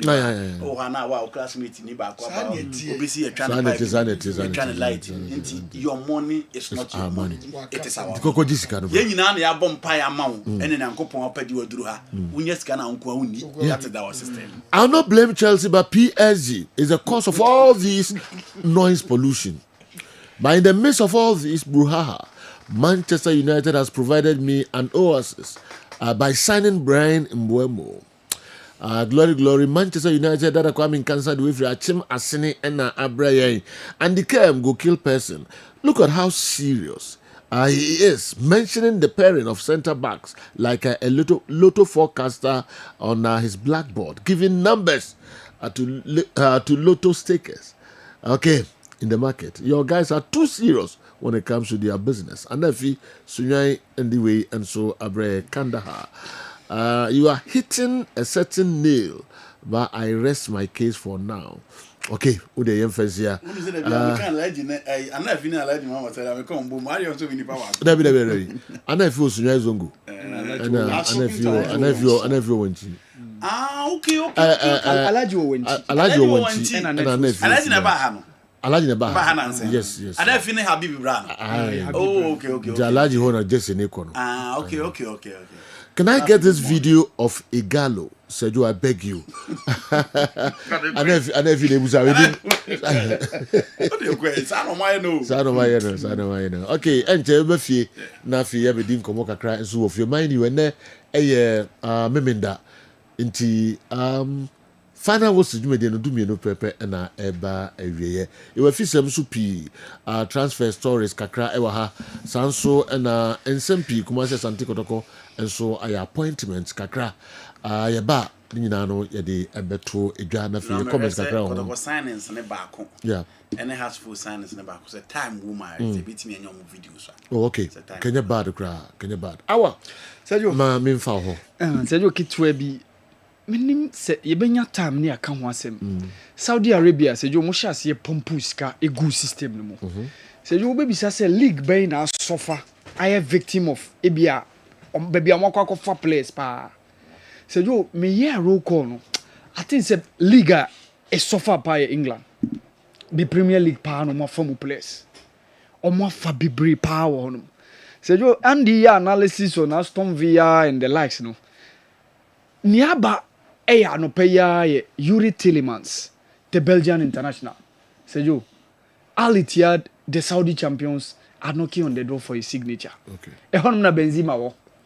A honumna the likes of N'Golo Kante, the likes of Fabinho Munina, Sergio, that's where they are. And this season they won the double. Where the Saudi Kings Cup, versions Cup of the FA Cup. Sergio, they won it. And so they won the Saudi Pro League again. And now they are knocking the door on Yuri Tillemans. And reports I bad said Aston Villa may consider selling the Belgian international because he's almost 28. And say you also age in a him. And Ube Husebia, Team BF free Saudi Arabia also the huge amount of money ebeba for the signature. Say you they may consider doing that. Say you first no. Ni woman say Arabian clubs no fire players. Ube Unebia Rajabi no about Tamil player. Ubewune bi awak bi no aba betamu player. So I think said the Tanzanian league is now building a certain niche. Now rather omo those side no fish those players neba. Enwa Yanga assigning Guinean international from CS Fasien. Your friend Musa Balakunti. So you mutu $250,000 for the signature of the Guinean international. Okay. 21-year-old Seju honor down your short. But first, you said it could be the other. It's the other way around. Yeah. It's either so we say North African clubs. No mo muiska mo beba yeah part of the continent. No ababe tamska etuya atoy in place. Yeah. And said this guy is going to replace Khalid Hauchu. Kind of 8 JC now. But man made him a tough time drawing no game ever hanum no. Said $250,000. Now the Tanzanian league is now brimming with a lot of cash. Sikabem sponsorship abem, they are now paying huge. They can pay as much as $7,000, $10,000, $20,000 to a player. So that's the reason why they can gather this confidence and go to North Africa and pick one of their players and bring him to Omo side of Omo team. No? And I think Sesejo is a very good signing. 21-year-old. He's going to add a lot of bite within their midfield, no? Especially with the departure of Khalid Aucho. No? I think Sebeboamo going into the season I 2025-2026 season. Sejo, Kitu be on Black Queens. And then you be hearing say Black Queens ebetimi defeat Algeria. Yeah. Algeria not too much of performance to talk about from their group, no. Almost as here with the likes of Nigeria, Obekaya, Tunisia, and Botswana. But Sejo, they were able to meander their way through and get through the quarterfinals. Yeah, it was the last game. And Timinya opportunity when we defeated Tanzania by 4-1. Evelyn Bedumo, Alice Kusimo, Chantel Holokamo, Etimi Boy, Emma Yenya that final 4-1 defeat Edema Tanzania. Said you just one match penedentem Yene World Cup since 2007. Yenko FIFA Women's World Cup. It's been the under-17 tournament Etimi Koye. And of course, recently, under-20 Women's World Cup, Yetimia Kubi, Mikaise one went on in Colombia, and the other one also went on in Costa Rica. Doris Boyduamone, Mukarama Abdullah, Mosquadno, Etimi Koye. But said you the main FIFA Women's World Cup. Said you, echo 20 years in the Enkobida. An opportunity naba. Nora Hoptel started that project. Unfortunately, she left off, went to join the Copper Queens of Zambia. Kim Last Bjorkeren, Etimia Babe for team no. Going to the tournament, not too much of performance, so because say good. when the Black Queens were playing some couple of friendly games, but Joe, it's been so far so good the tournament. You know, after our defeat against South Africa, we drew against Mali. The last game against Tanzania, we were able to win by 4-1. It me secure the spot to the quarterfinal.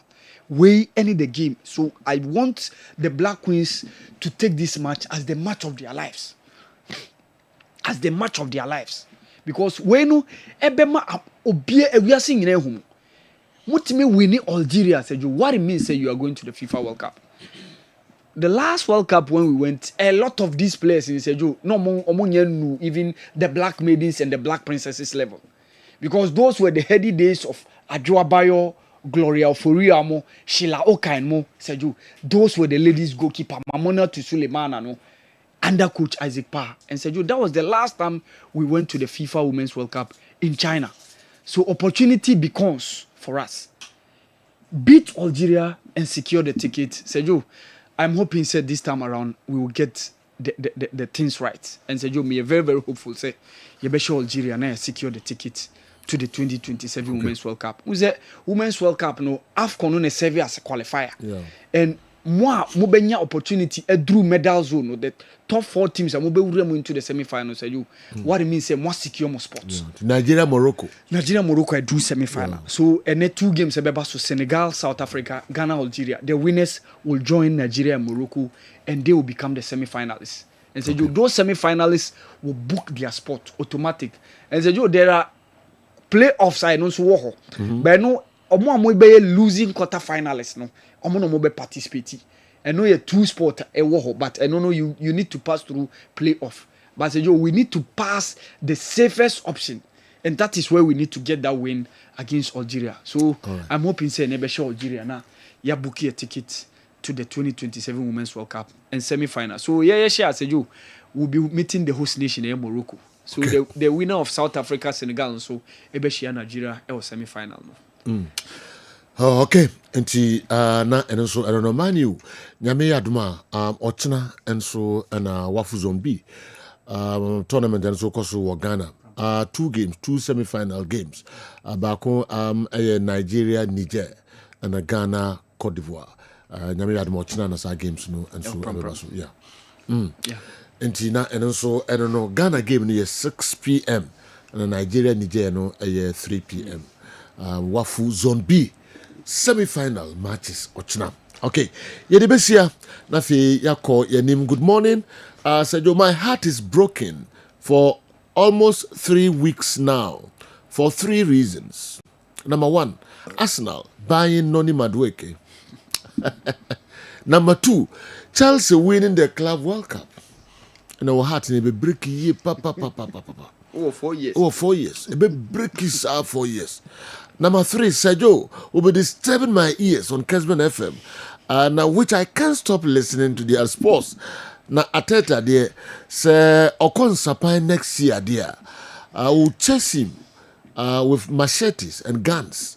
Sergeant Emmanuel, inside Nungwa police station, the way about say police in his sergeant say, Obe chase you with machetes and guns. Na ezo jina yi Tejo adabraka onya betreka hey guns there say mo go chasing with the match and just mo kokum no we name say Ateta baba Nungwa ho dia Ateta wakacho so baba Nungwa ho na dia machetes ni guns go chase anasa obako okay. I wish you can revisit what Abbas said during the week that Kumasi Santi Kotoko didn't play the Champions League. I don't know how old he is now.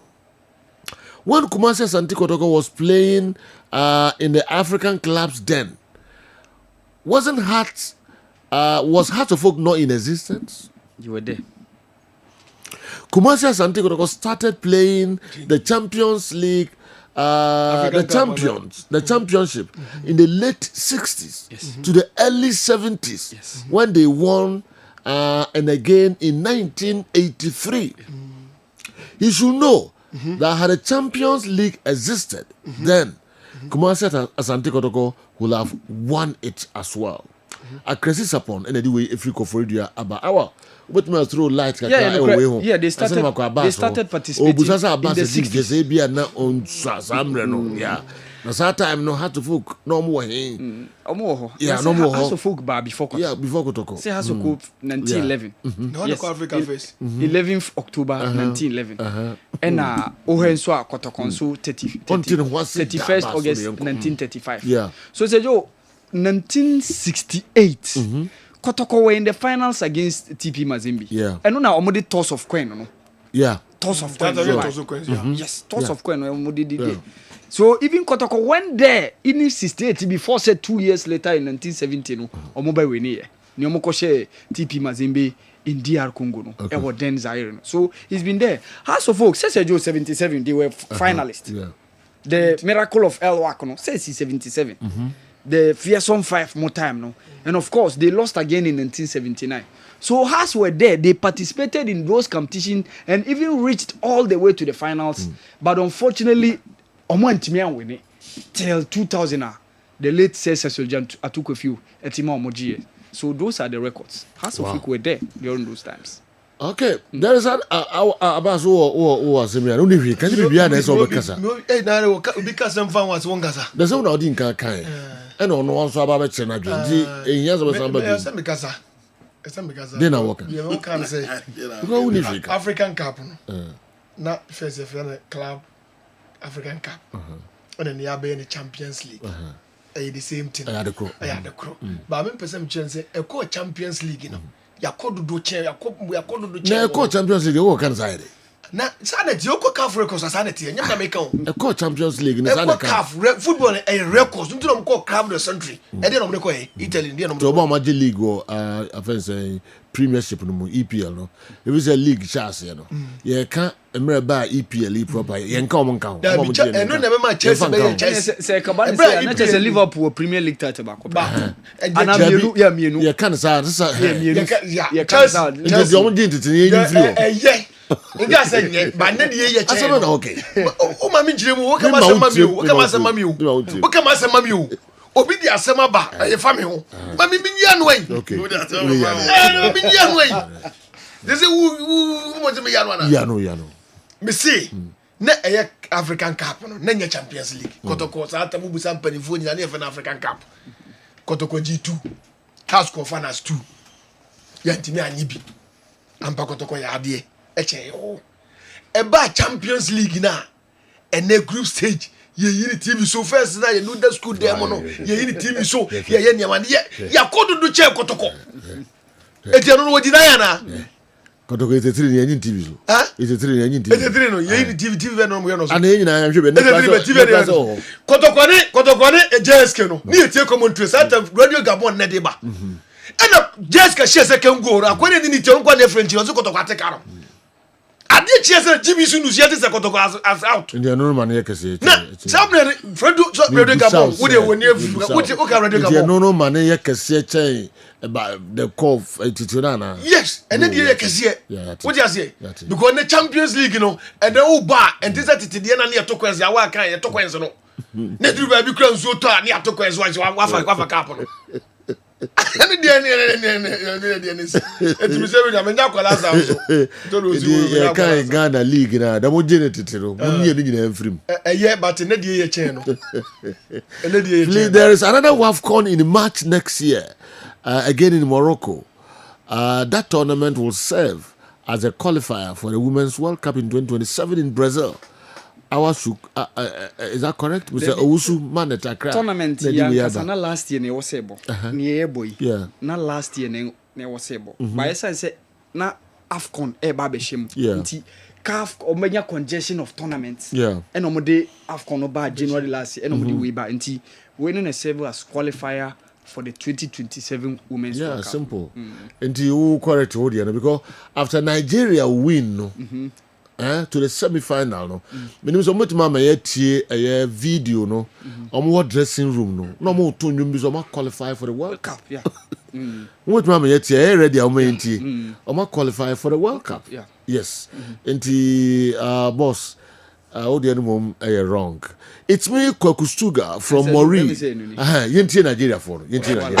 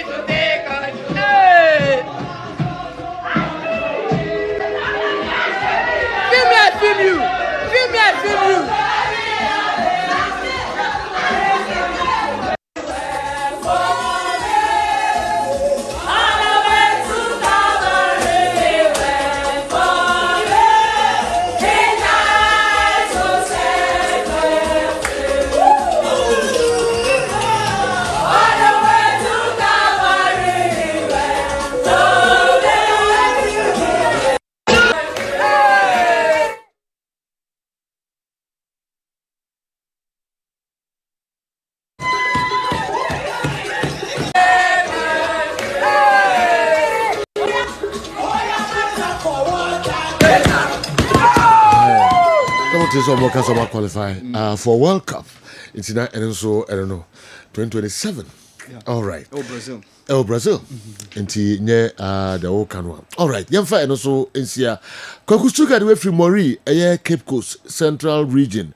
Your guys are doing a fantastic job by all standards, especially on the camp. God bless you guys. Damasipa and come for more come for Drew baby. Na se twi kakra bema. Na mo de ache na mo remind ye na mo remind ye me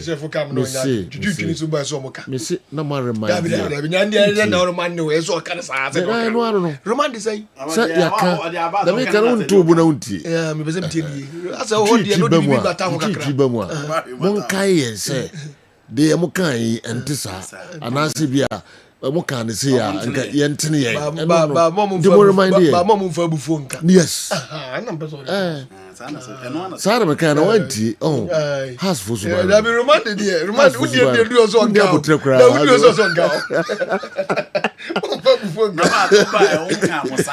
Everyone, everybody. That's what the Casa every time we now. Any message now also because I will never time. That you, Masa. Some are Ubusam, you know, Ubusam say. Ubusam say. Open any text message by. And Obusami, they said he be Pierre said Macasa. Remember local stories. Remember our time. Now, what Casa for Prince Comruso? What do you cover? You know, I'm making videos. Okay. Maybe Prince Comruso videos. Now, I'm flip more of Kotoko videos. Okay. 2 videos I'm in. All right. The Ebeko shall say with signings, you know. Andy is overhyping Maresca and Chelsea too much. EPL is difficult. It's more difficult than the World Cup, Club World Cup. All the clubs that took part in the Club World Cup were not in their best form. It was only PSG. Madness, who do if you go for it, you are Tinkon, and Tinkon, and Abre, Tinkon, and Tinkon. Okay, yeah, that's what I'm going to tell you. We knew where I don't know, or a man uni. Okay. Yen twaso na yen share local stories na about Dubai Cup Sima and na pepe Kessben television we a final whistle remember and ye decide media ebro do mienu kan na ye peja ye mu ama holistic news and so atoazo hat to folk 2 players so far and I'm signed right Baba Damu and the Prince Kwabena Usu. Okay, the young comrade na ye mehwe Adriana and so assign Charles Kamara from Gold Stars. Kumasi Asante Kotoko assigned 2 players at the account list, Inusa Adams and Shaibu Abubakar. Bechem also assigned Aminu Mohammed, former Man City player. Midiama and so call a year Cote d'Ivoire, almost pre-season no. August, that also a didn't kind of pepe no more Gold Stars, and so the money extra and crying for pre-season. Bechem United ebeko Obwasi Ofori Stadium eho na omo pre-season no ebeko so Kumasi Asante Kotoko lanche Fabu Census nyame admo china ewo Kumasi City Mall.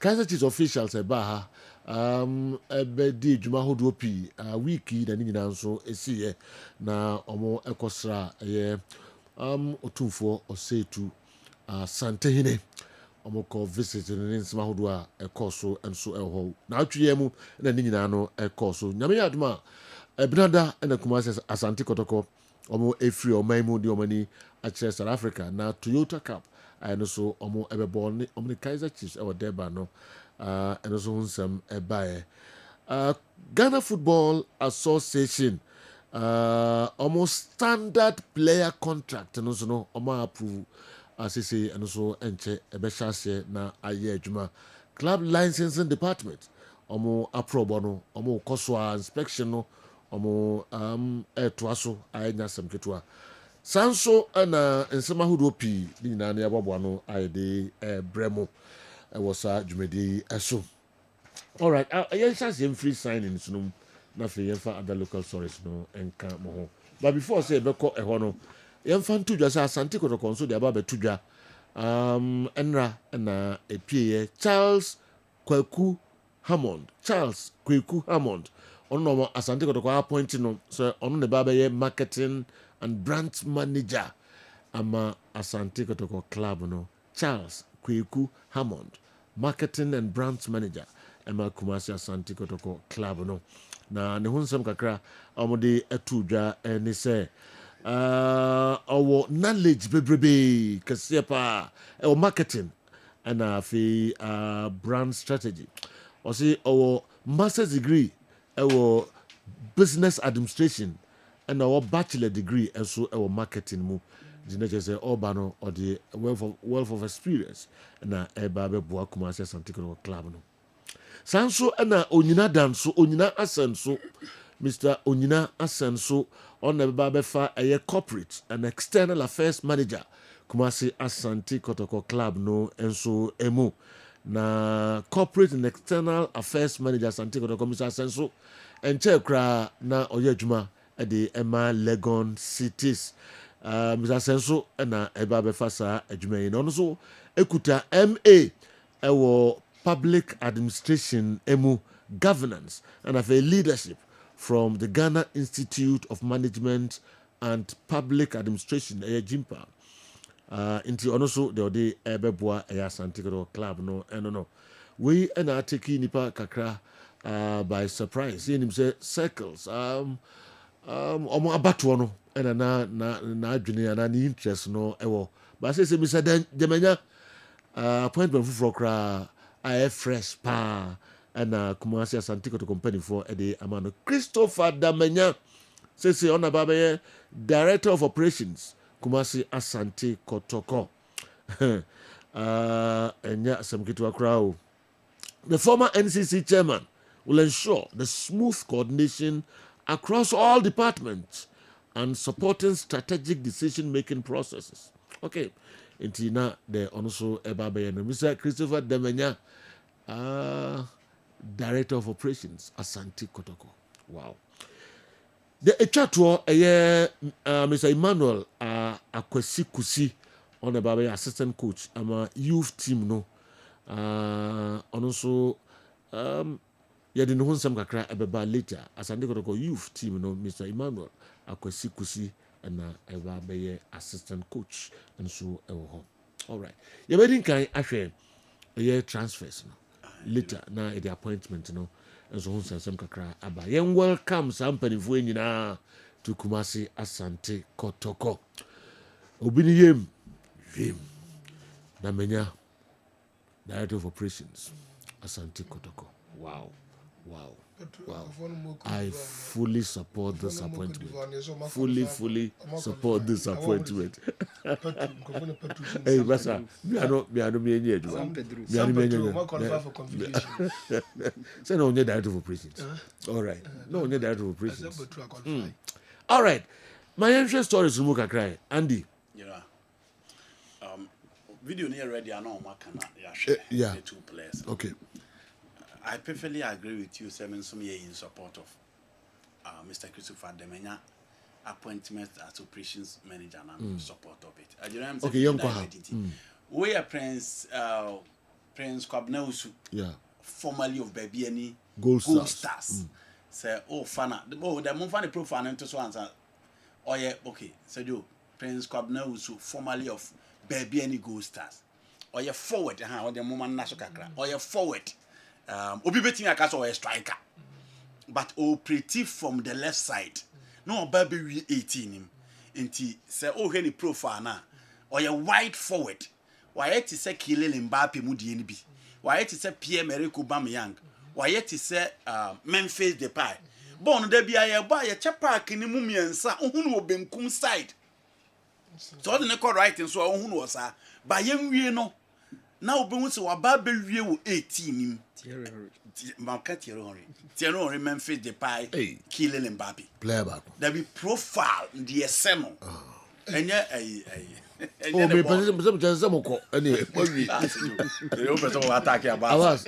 Hey, now what can person just say mo wi? Yeah. You know can do it. No, man can. What is no the source. Place me say na body no. Yeah.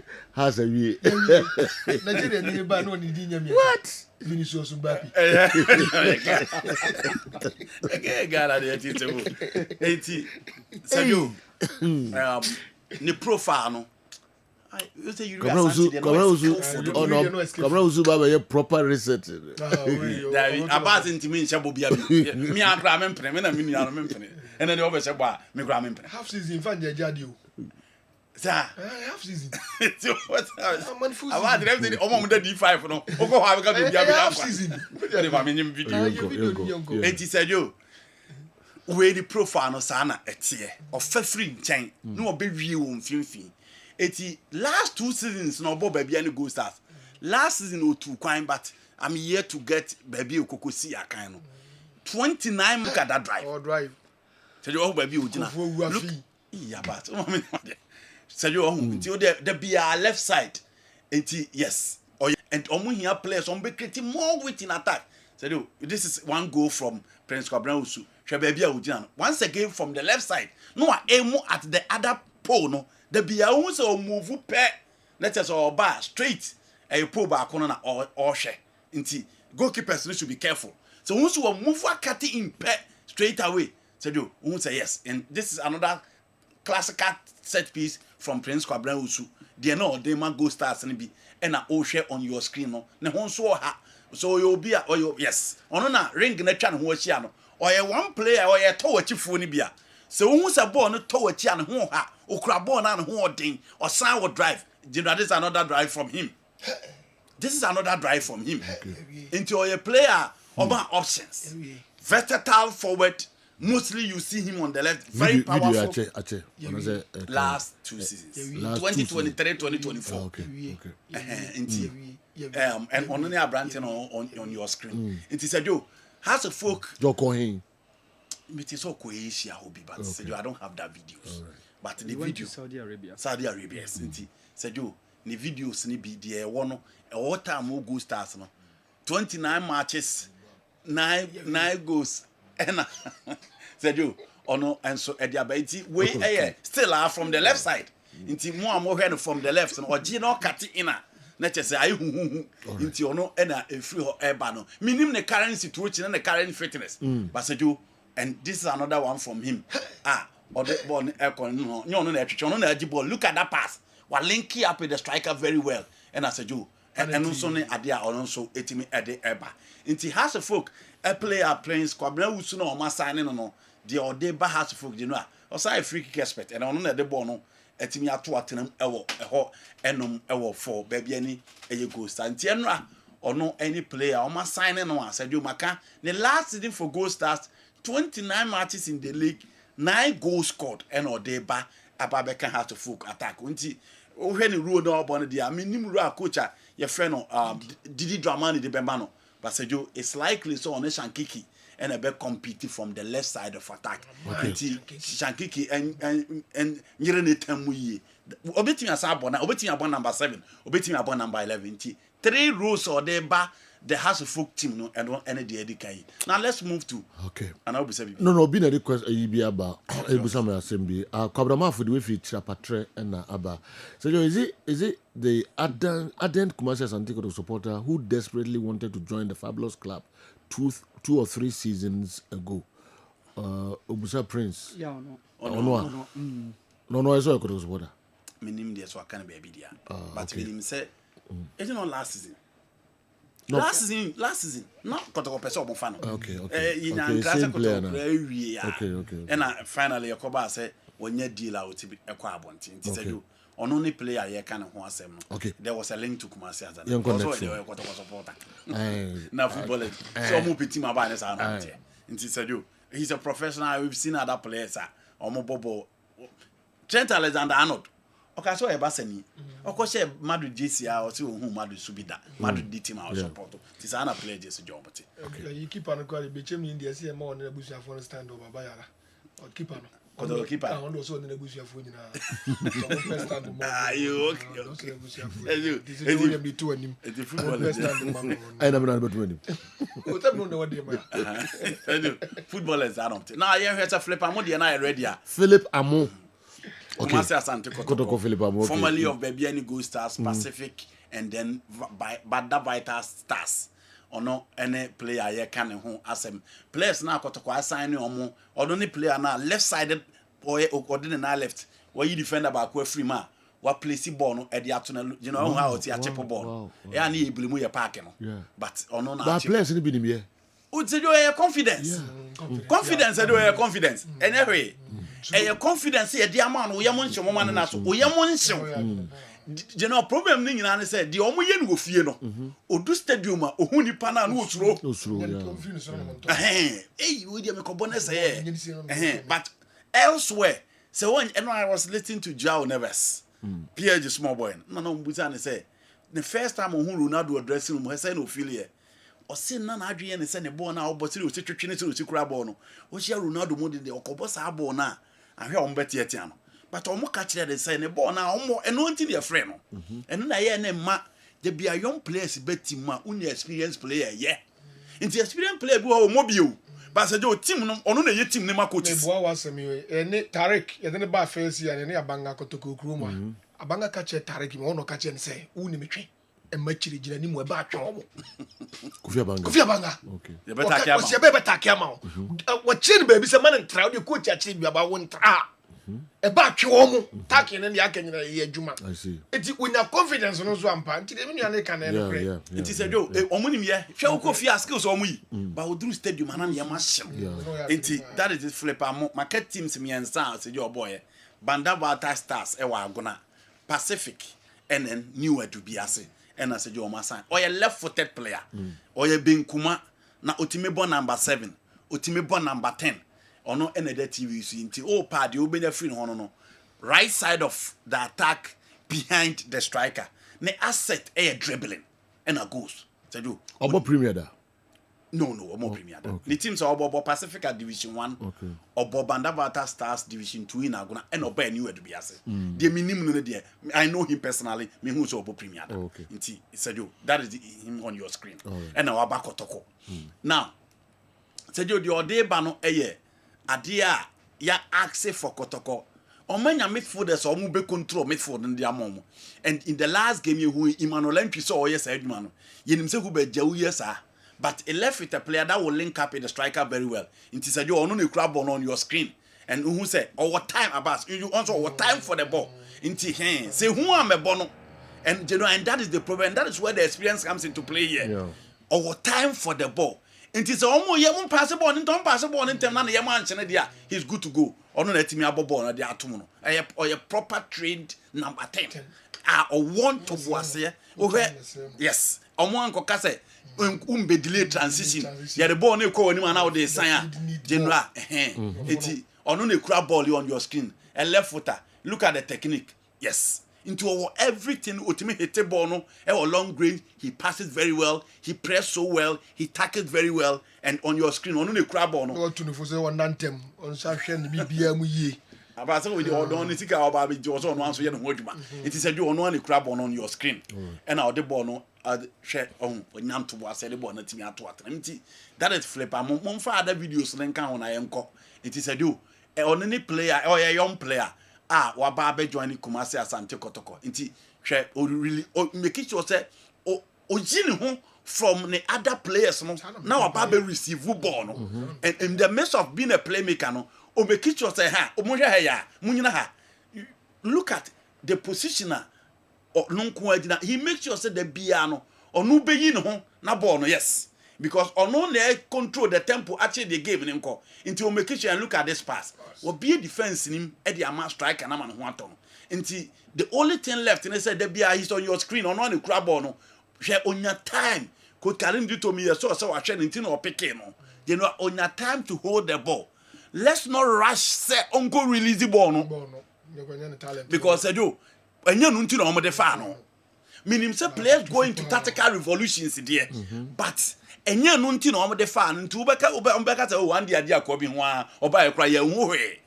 the roles the technical quality is clearly different omo hu ne say oje ball a otwe obie defense nim onya time to relax and say do look at how I relax it or you players na film look at his movement in the midst of 3-4 people was say you omo waje ball no at the right time and inti onyam to boase bone ball na emu obi ehun so obo no let's not rush on him say on family ka oje ball na unye mu ntem ono abazo ntere o 10 said you o 10 microphone so what you say o 10 mo scouting system onye abas ball we now a free play akra for years and san o say kobo banda vital stars obi ankofa no it said you only player no and clearly o he ni profile na a different from ubeje o mafa no a different from players no mafa no the on the game ni be similar that Johnson guy out free former dreams no and said you on any crab ball nti we need the Kotoko fans should expect from Abranti FN Flipamu oba bisia kan ediama Kumasi Asante Kotoko no ne ade yes nyanto boase crab ball no dan ne hu ye yo player o sene kakra Yati, yes, or say Yati. The boss is Yati, last time I no more.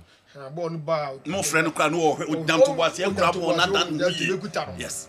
And on Kasaka Crafa, said in the Bob was it. Oh, okay. I on one Kasaka video. Ni video. And he's a more ready. Okay. Mama Yenshre and no and so. Okay. Boss player, good morning. I must sound controversial, but it's true. Looking at the signings that Kumasi Asante Kotoko is doing, first for Africa, is it for Africa or the league?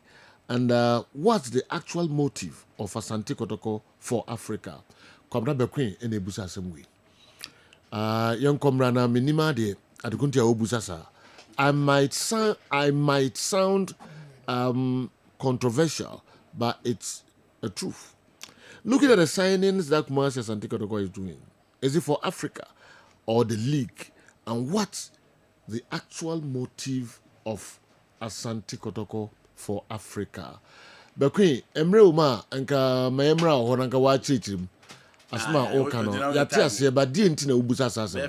By 5 minutes, Kwabra, Enti Edrua, Mamim Fro, na Chichim, and Mammy. Why? Okay, Menan Tiasus, Guinean, no, the Asante Kotoko assign, no, or ye medicals. And anopay, yes. Intina and also I don't know, or your medical, Sisia, Guinea, Nino. Guinea. Yes, jai. Oh boy, our timber. Okay, all right. You do half-year, about half-year, yeah. Yeah, Ubuzai. You do jai. We put the tape be na meshuka kradia. Because South Africa. Omunyineko. Very careful. So we are very careful. Okay. Yan to us some messages in Kakrebina. Please, I want the profile of Morifin Donzo from Guinea. Okay, on what's the Ekano? Morisu. Yeah. Is it Morifin Donzo? Afia Club of Guinea. Yes. When we say here the champions, one of small about to one that's no. Tommy the with Fia crab and so every. No, got to sign no. Who's say?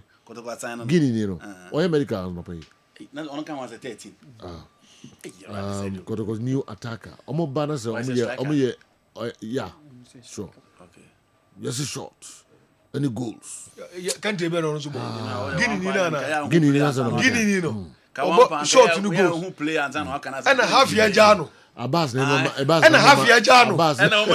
And a half year Jano. Uzani Canada. Senga kwa Saudi deze goka wana. Ono ko en obawi. Okay. Ase ko nzo ya ko me fa no. Gonzo ka wana. They want obawi. Said obi se obi nko say 2 years contract base kaka kramre. Saudi Canada. Mon frère kwa na bekwe mame. Na oncheche ni nsem no kakra ase mentiase papa. Okay. Entina and also I side with Abbas because there's so many FIFA continental clubs, okay? But as you rightly read this morning, FIFA announced just yesterday that Chelsea is the first ever FIFA Clubs World Cup champion. Generally, it's true. Okay, Prince said that and even made an announcement that he was joining Krobia last season. Because Frane and Ukrepa has to for Alandino Kama Pa. Unprofessional footballers. But say, normally say normal, even in Europe. Obi I be sign bi an call abru ni ade na no that. No, we say nyem kura abru. Okay. Say Real Madrid a player. Na player na ko grant interview radio so. Say oye basse. No kai. Oh, say question Frane say o kan. Nipa be trend dia wa so kan. Oh, okay, well. So what that is unprofessional. I'm not saying to be any club or support. Said you when there. Nancy Liverpool, omo pay Isaki, omo kunyin in club in picture, no credit Liverpool JC. No problem. Okay. But within the transfer market said them said you Chelsea player. No go grant interview say me Tottenham. That we have. Okay. What's it? How can someone vote? So what? That is unprofessional from our players. Let's advise them to refrain from that. It's not good. Yes, unya we are any players here nso omo boa and no about be kase me ni fifo nyina te say the way can you me na kotokra na me da so heart of folk and omo yi kra na me da so. But say jo Fadiga mentioned the way free Bomana Bray. I'm truly impressed with how Galka executives diligently organized the President Cup this year. Okay, their efforts have left me eagerly anticipating how they will manage the top 4 tournaments. The executives poured their utmost dedication into ensuring a well-organized event, and the supporters played an invaluable role by turning up in large numbers to show their unwavering support for the game. Together, with such collective enthusiasm and commitment, we can indeed make a significant difference in elevating our local league to new heights. Fadiga Maestro, Boma, and so anyway, Ebrayen. Prince Kwasi Wusu went to Saudi Arabia, but it was a non-registered club. Okay, a lower tier, and didn't play any competitive game. That made him speak to the agent in Egypt who took him there. That he wanted to leave the club. He came back last season during during the second window of the Ghana Premier League. Okay, he formerly played for Bofu, Shooting Stars, and Gold Stars. Okay, and he Akwasi Sefa, sisi oye juma kakra ewo UK, and the way about £1 kakra no asan about 200 juma so ewo Ghana. O si Ghana juma no cedis no. And so on a Nebusiano. It is in Tavona or woman. Okay. Please tell Abbas that Prince Kwabena Wusu didn't finish his full contract at Al Hidayah. Julian Caesar, we are sure. Okay, you believe him? Yeah, I'm really not okay. finishing the contract. Okay. Okay. And Tina, and also, I don't know. It's a boy that train now, you know. And I mean, you have reports. No, Mama could train grounds. Samatomo. Accra, not Kumasi. No, Kumasi, I don't go that. So, who did you quite? I'm going to be too quiet. And so, Bavarian, yes, who they see. Over. What Igalo is saying, is absolutely true. Not just footballers, but also we, those living abroad. Pressure from Ghanaians. Pressure from Ghana, from friends and others asking for money. So it's true. In Africa, your money is our money. People don't come home for holidays and choose elsewhere because of settings. Okay. Michael Ababi your name or call Honche, but the pressure started Mount one so. Ababi. Now we go for ban now come hoko jiska. Who visited that form? Who call elsewhere and Ababi from. Now you know crebe friend. 2 weeks crebe friend. Okay, can Andy differentiate the skill of Richmond Lamptey, Enoch Morrison, and the player he just described? Do they have same qualities? The Neymar, Ebusa, and okay. Morrison, Richmond Lamptey, and then player Amu. First of all, Sergio, this is the different one. So far, Bernard Enoch Morrison. Morrison, in all the 3 roles in midfield, he can play. Morrison will beat me about 6, or beat me about 8, or beat me about 10, or beat me about wins as number 7, or beat me about number 11 at the amount. So, apart from number 9 in midfield, Morrison beat me about the central defensive midfield to a right wing or a left-sided forward. Morrison beating the amount. On the ball, we rose on the ball.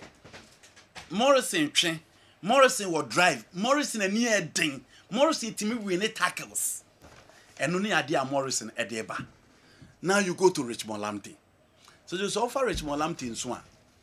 Lamptey in all the roles of in midfield. Sorry, rules na won finfin nyina. So we number 6 every man. Richmond Lamptey can play as a number 8.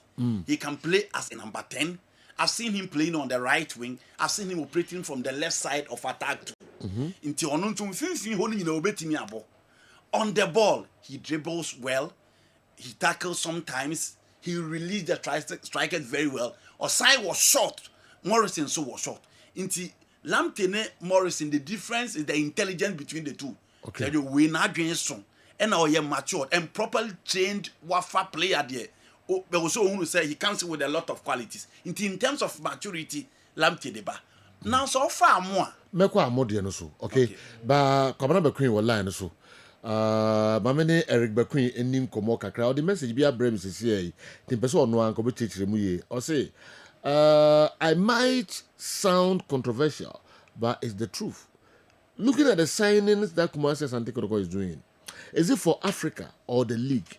And what's the actual motive of Kotoko for Africa? Mintiasi. Kwabena Bekwin, good morning. Someone the legendary Laka. That is a Chelsea you see you but John home. And then you are seven for home. You come around the message be basis here. Minim what much you kakra. DNT na obusa asasem. Okay, maybe can never akonya so each year otikoko so krawe brawe. We do run asase so bra. Nefa ntia akesia emodu emfa ema. The only king in Ghana. Let's so time so akwa ma ekotoko supporters, die-hard supporters Kotoko and Koso na eda amakuma so to say you no be Kotoko da akuma si. So don't say ayana the BIA din koma we talk about team motive for a season and I say woko akono the preparation the registration any the signings are obey any niama.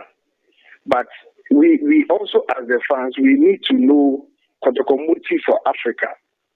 Because last round and the term can be when Dreams played against Zamalek here, we share the kind of experience level now come to play. It tells you the kind of preparation as Zamalek for Africa now. I'm there. I'm open. Kozito is super. He's wonderful. He's a tactician. Is a psychologist, is a teacher, and then a father when it comes to the coaching grounds. And we'll be like I say, we are due to the Colana core African, a boy born home. But I would also thought of the years or they are building that kind of team. And your friend dreams are American African. First, now you say Kotoko, yes, signings are supporters in Ukraine. Scouting because they go and then observe players for let's say 3 years.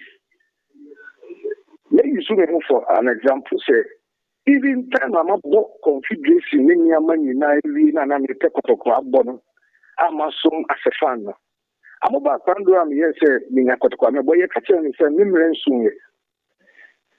What must say because those fans and another monitor player. For 3 years, it do after 4 years. Make you say wait there. He's a standard of crop. I mean, who will be in here? But you see, when you are at the right place at the right time, will be a baka at the end. Because we should sign is you sign. What is their track record?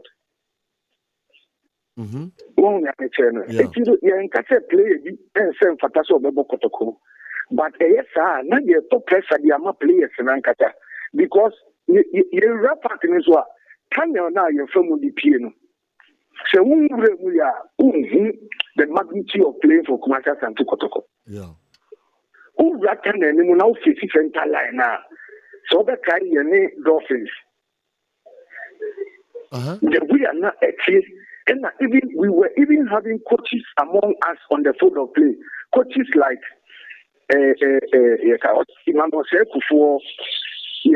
Stephen Odru.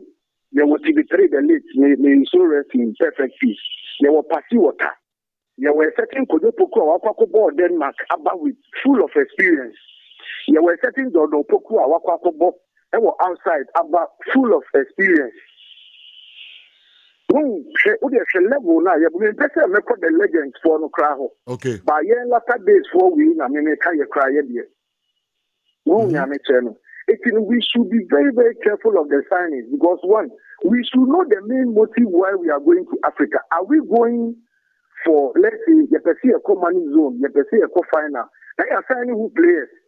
Say, see, if you're being Kotias here, and also the Kotokoba, who can be in Kotoko. Ekona and Korea, and Bama in our fans. Me, I'm still a diehard fan of the club. Okay. But somebody might feel say, oh, when the Kotokoba. Say, a Kroto Akolana one, and that's it. One fans was here now, 2 cronies, near Danny Kisukura, Penny and Wolfie, and the sound. Okay. I say, what can I say? So, this is an advice to the teams here.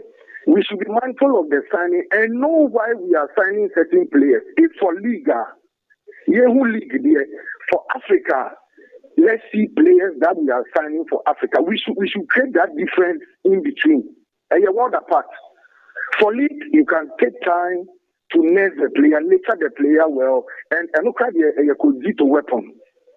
How to nurture talents, unknown talent. But Africa, you can nurture talent. Okay. You can Africa. Who's a signings now, Kotoko, you know? Africa materials, it was our signings. Maybe I may say, I might sound controversial, but a photo, then I may do my say.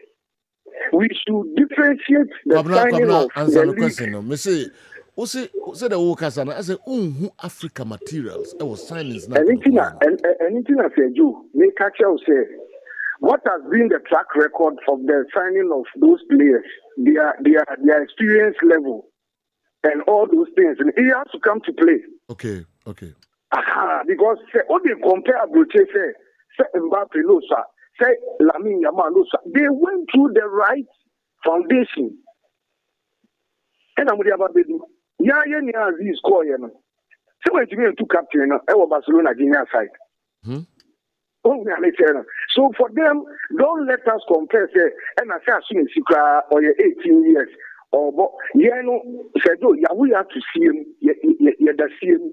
And Mbappe Munyamiado, you want to be possible. It's that you may struggle near top. It's the end one, no, I'm good.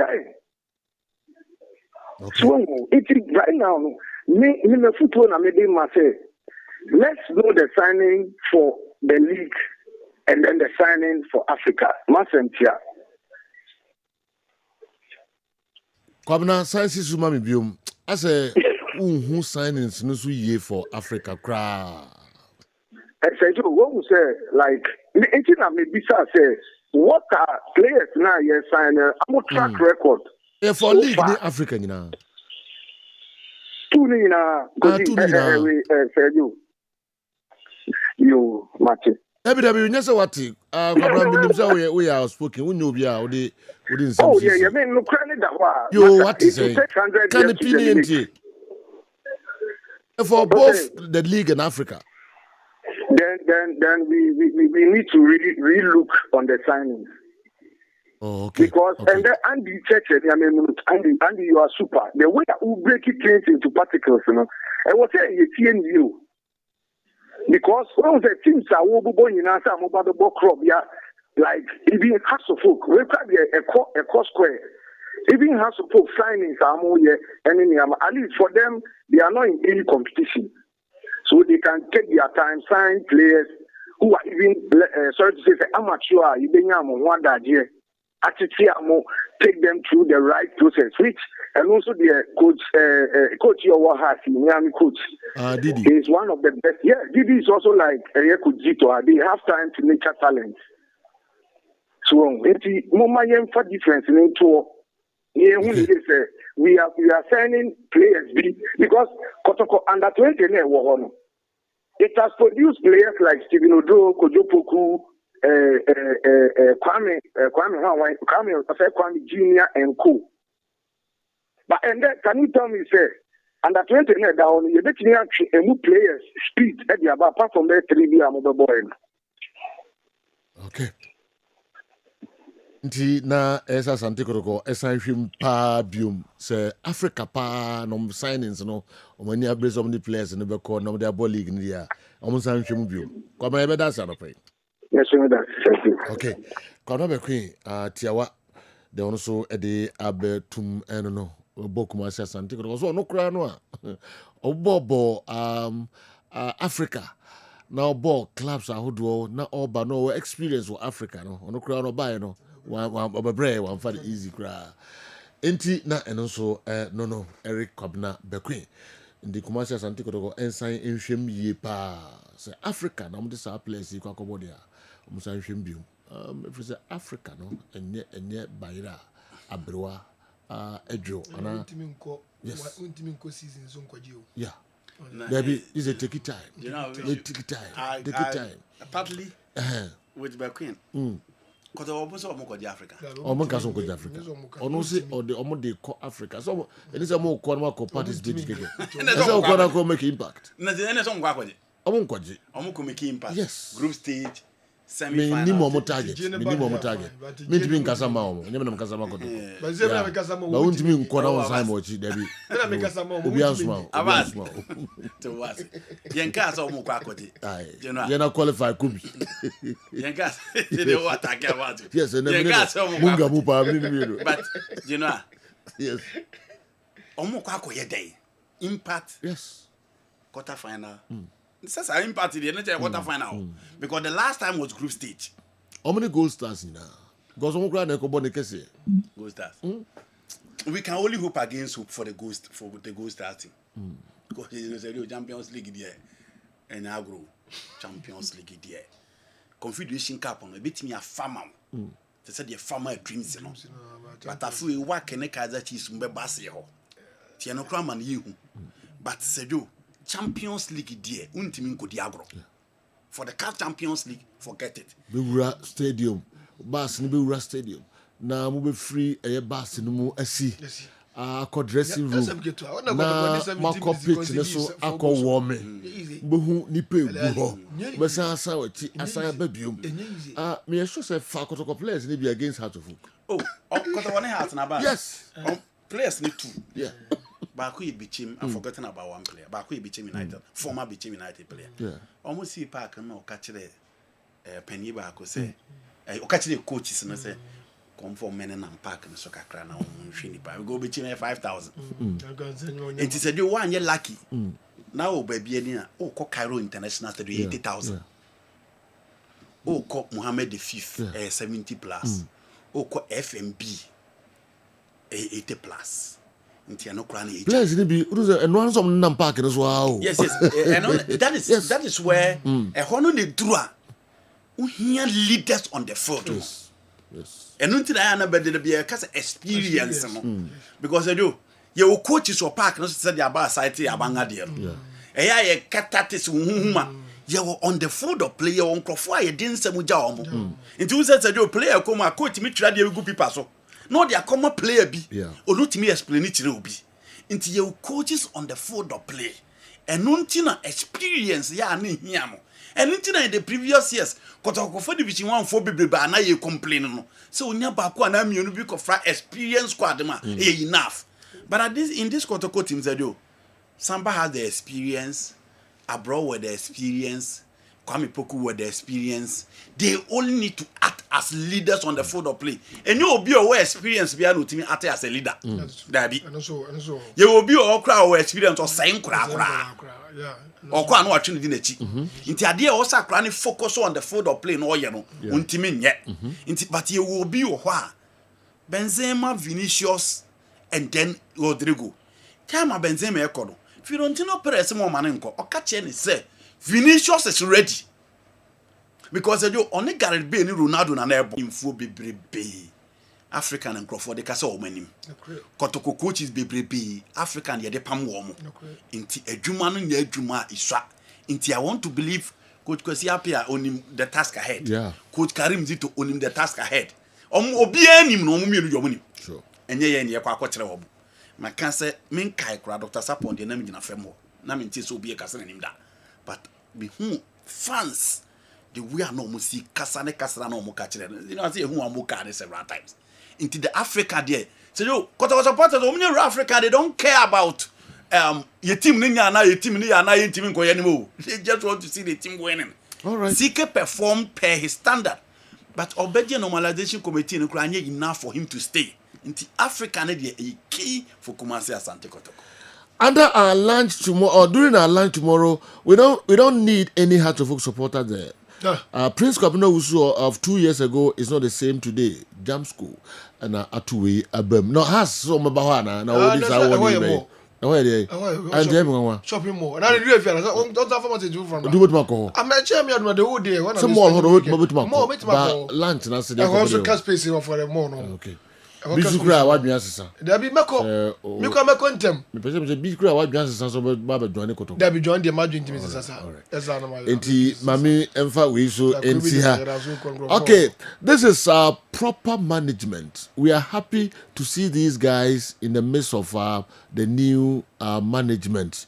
Okay, I'm so happy this morning. All right. Bright Usu search right away free. Sijodumasi and so and abreye.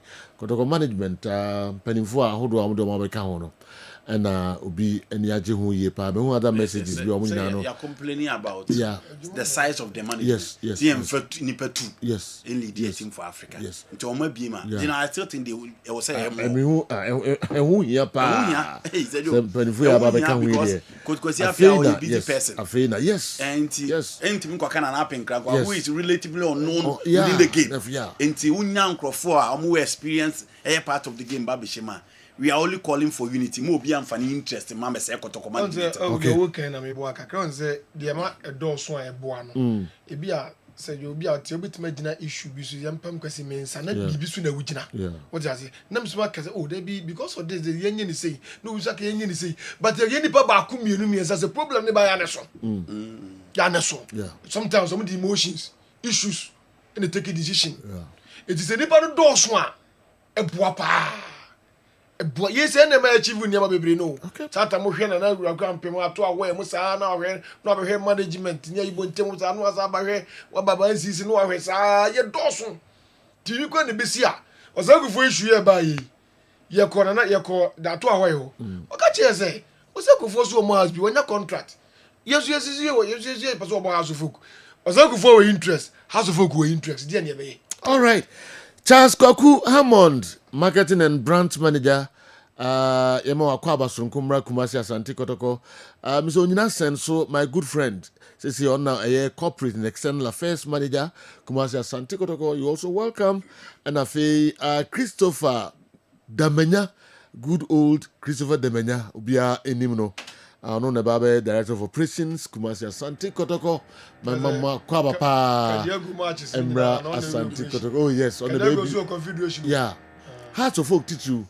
Enti papa yi when your bed so mo amuni bibia muni de manya timi ye bibia wa hyase bi wa my mama ye kan say dem ya do yatimi on really play about okay my mentia Mr. George Fosuhine wafa yeah ohina ni ma so onye bone da aso ase osan ya I know ba ohina ni mu a ase saints watu board insesi ebi am ni share stadium just no was so confuse so ayenchi no go see ebi am ni share why was all experience but one day enye ye ma sana experience no dey be for Accra Sports Stadium na me ne ti o so ri dwane okay no enye football asem kwa na me make ball asem ye poor ball na yeah.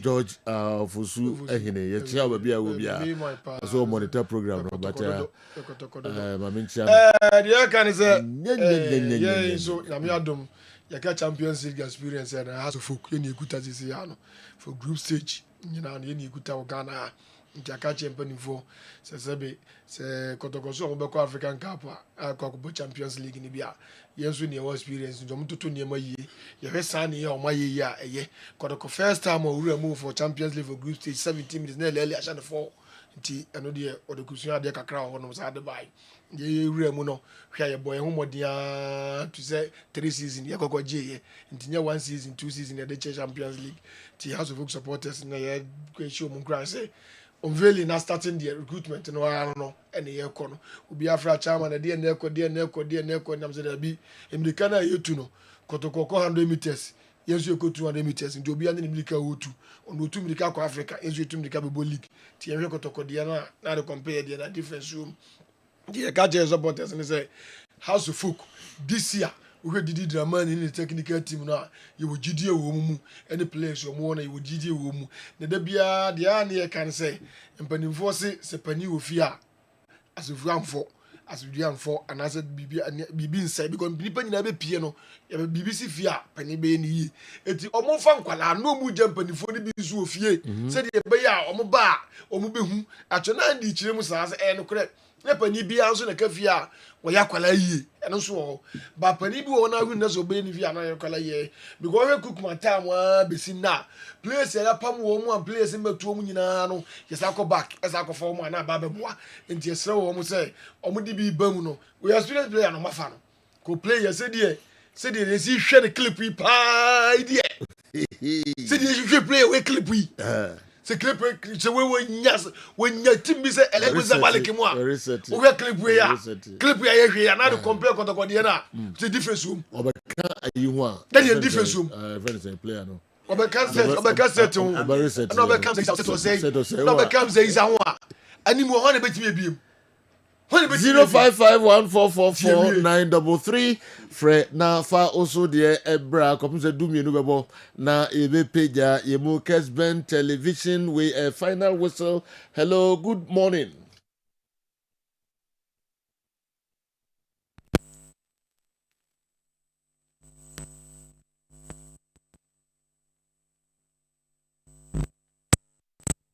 Then say you people tell ya the most sports papa ma de amaye na abas de won to bo ma park so we explain kwabna Prince Kwabena wusu and explain we gina na okay ye wie ebukama oba betna ha ba bekasa ye beti no ebukama o ma mekasa maza zande kotoko so ye we chi nyina wo se nyambo akina bibia begwo so na launch na bibia be yi me say afi Africa no they are better community impact said the more can in the league in MTN Cup in Richard Macrao man. Yeah, that's it. Fufro Emra mit ma fabe 5 and send my page me mu and then anope ye me who messages kakra e wa hasabe ya mit me akan 11c one here just am do come Monday Coca nana Coca one here just a drada ton and am do so ebe ko. Hello, good morning. Good morning, boss. Bajon when abe Departure from New York, former goalkeeper Kotoko. Okay. Former goalkeeper Kotoko. Okay. Okay. Yaya Khan. Hey, also your friend Yaya Khan. Yeah, from New York. York. Okay. Me coach focus. Me kwa me akwa. Okay. Yo, my dear. So, kwabra be ko. One chance obi akoye fu a o title ye fu. It is almost top players now. One potential of the players. The Benya Bia, on bowling, ye Benya Bia, or Boa Africa, but on Kala Command, no fun for one tower yes. To make me catch the one. Okay, and Tina, and also, and I know but Kwabena is listening. We all heard he was being considered as one of the assistant coaches of the team. Which players can he recommend to the team? He's been saying this all this while. Will he have objected to these signings if he was appointed? Okay, Victoria's calling, anyway, and so Abreye. Hello, good morning. Hello, good morning. Hello, good morning. Yes, sir, good morning. Okay, you too. The patrol, there is better time on okay, but you because the plan of the all kind of now personal no form it's bit my boy not show my perform then yeah has a big play in a crowd the first level for the players do the same it's other team you cannot the first level the chance to the player one for family chance of the match at the time I chance of the match na obi abeto no Africa etimi hu ne chapter team no money from so bi ase o mo san and players be safe. Okay. We just have to team matters no near. Okay. Yo. Yɛbɛda mo ase mmerɛ no aso a ne saa na afei Nancy Gemfi mama wish you a happy birthday. Nancy Gemfi, yes, that's Nancy Gemfi. Mama wish you happy birthday. Ahofe Nyankopɔn onhyira onye o kɛseɛ paa wate na de ɛwɔ wakoma so bia no Nyankopɔn ɔmfa endomo. Bibia wo hwɛ bia Nyankopɔn ɔmo ho ban na obi bia no enye kama paa. Nancy Gemfi me special designer. Clinton Jemfi enuaba ene na oye ne birthday Clinton Jemfi the shemi bia branchi na epam ni nuaba no. Nancy, enjoy. Na ya mo invite me o. Na mmeboa ma bibia so enye kama pa. Sanso ene Jason Ansa Ampofo. Ene your birthday. Jason Ansa Ampofo ene your birthday. We efri oda ho. Pa kwesi ena fe wo mame. Nana Fosua ena unuanom nyina Janelle ena Jessica. Amu nyina se omo wish you happy birthday. Jason Ansa Ampofo. I was also say for chapter 9 Diana say Bishia Bia Venan in Diana say this year no ya catch champion for say nyame adoma. Okay. For the beba anti. Emenaso ye peja emu. Abora. Rage keep it. Na oye sofo ba sisi de nkomhwe ne mfa nti ojai abaye businessman. Ibesa ne mo atransibio nyame eye adoma eye edadwada. If I'm sure you're crabble.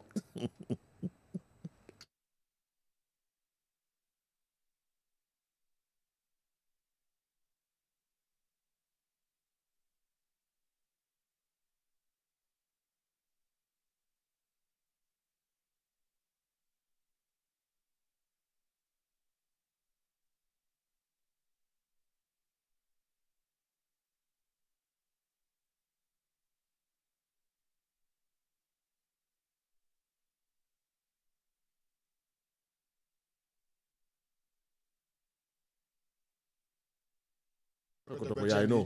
But who anymore?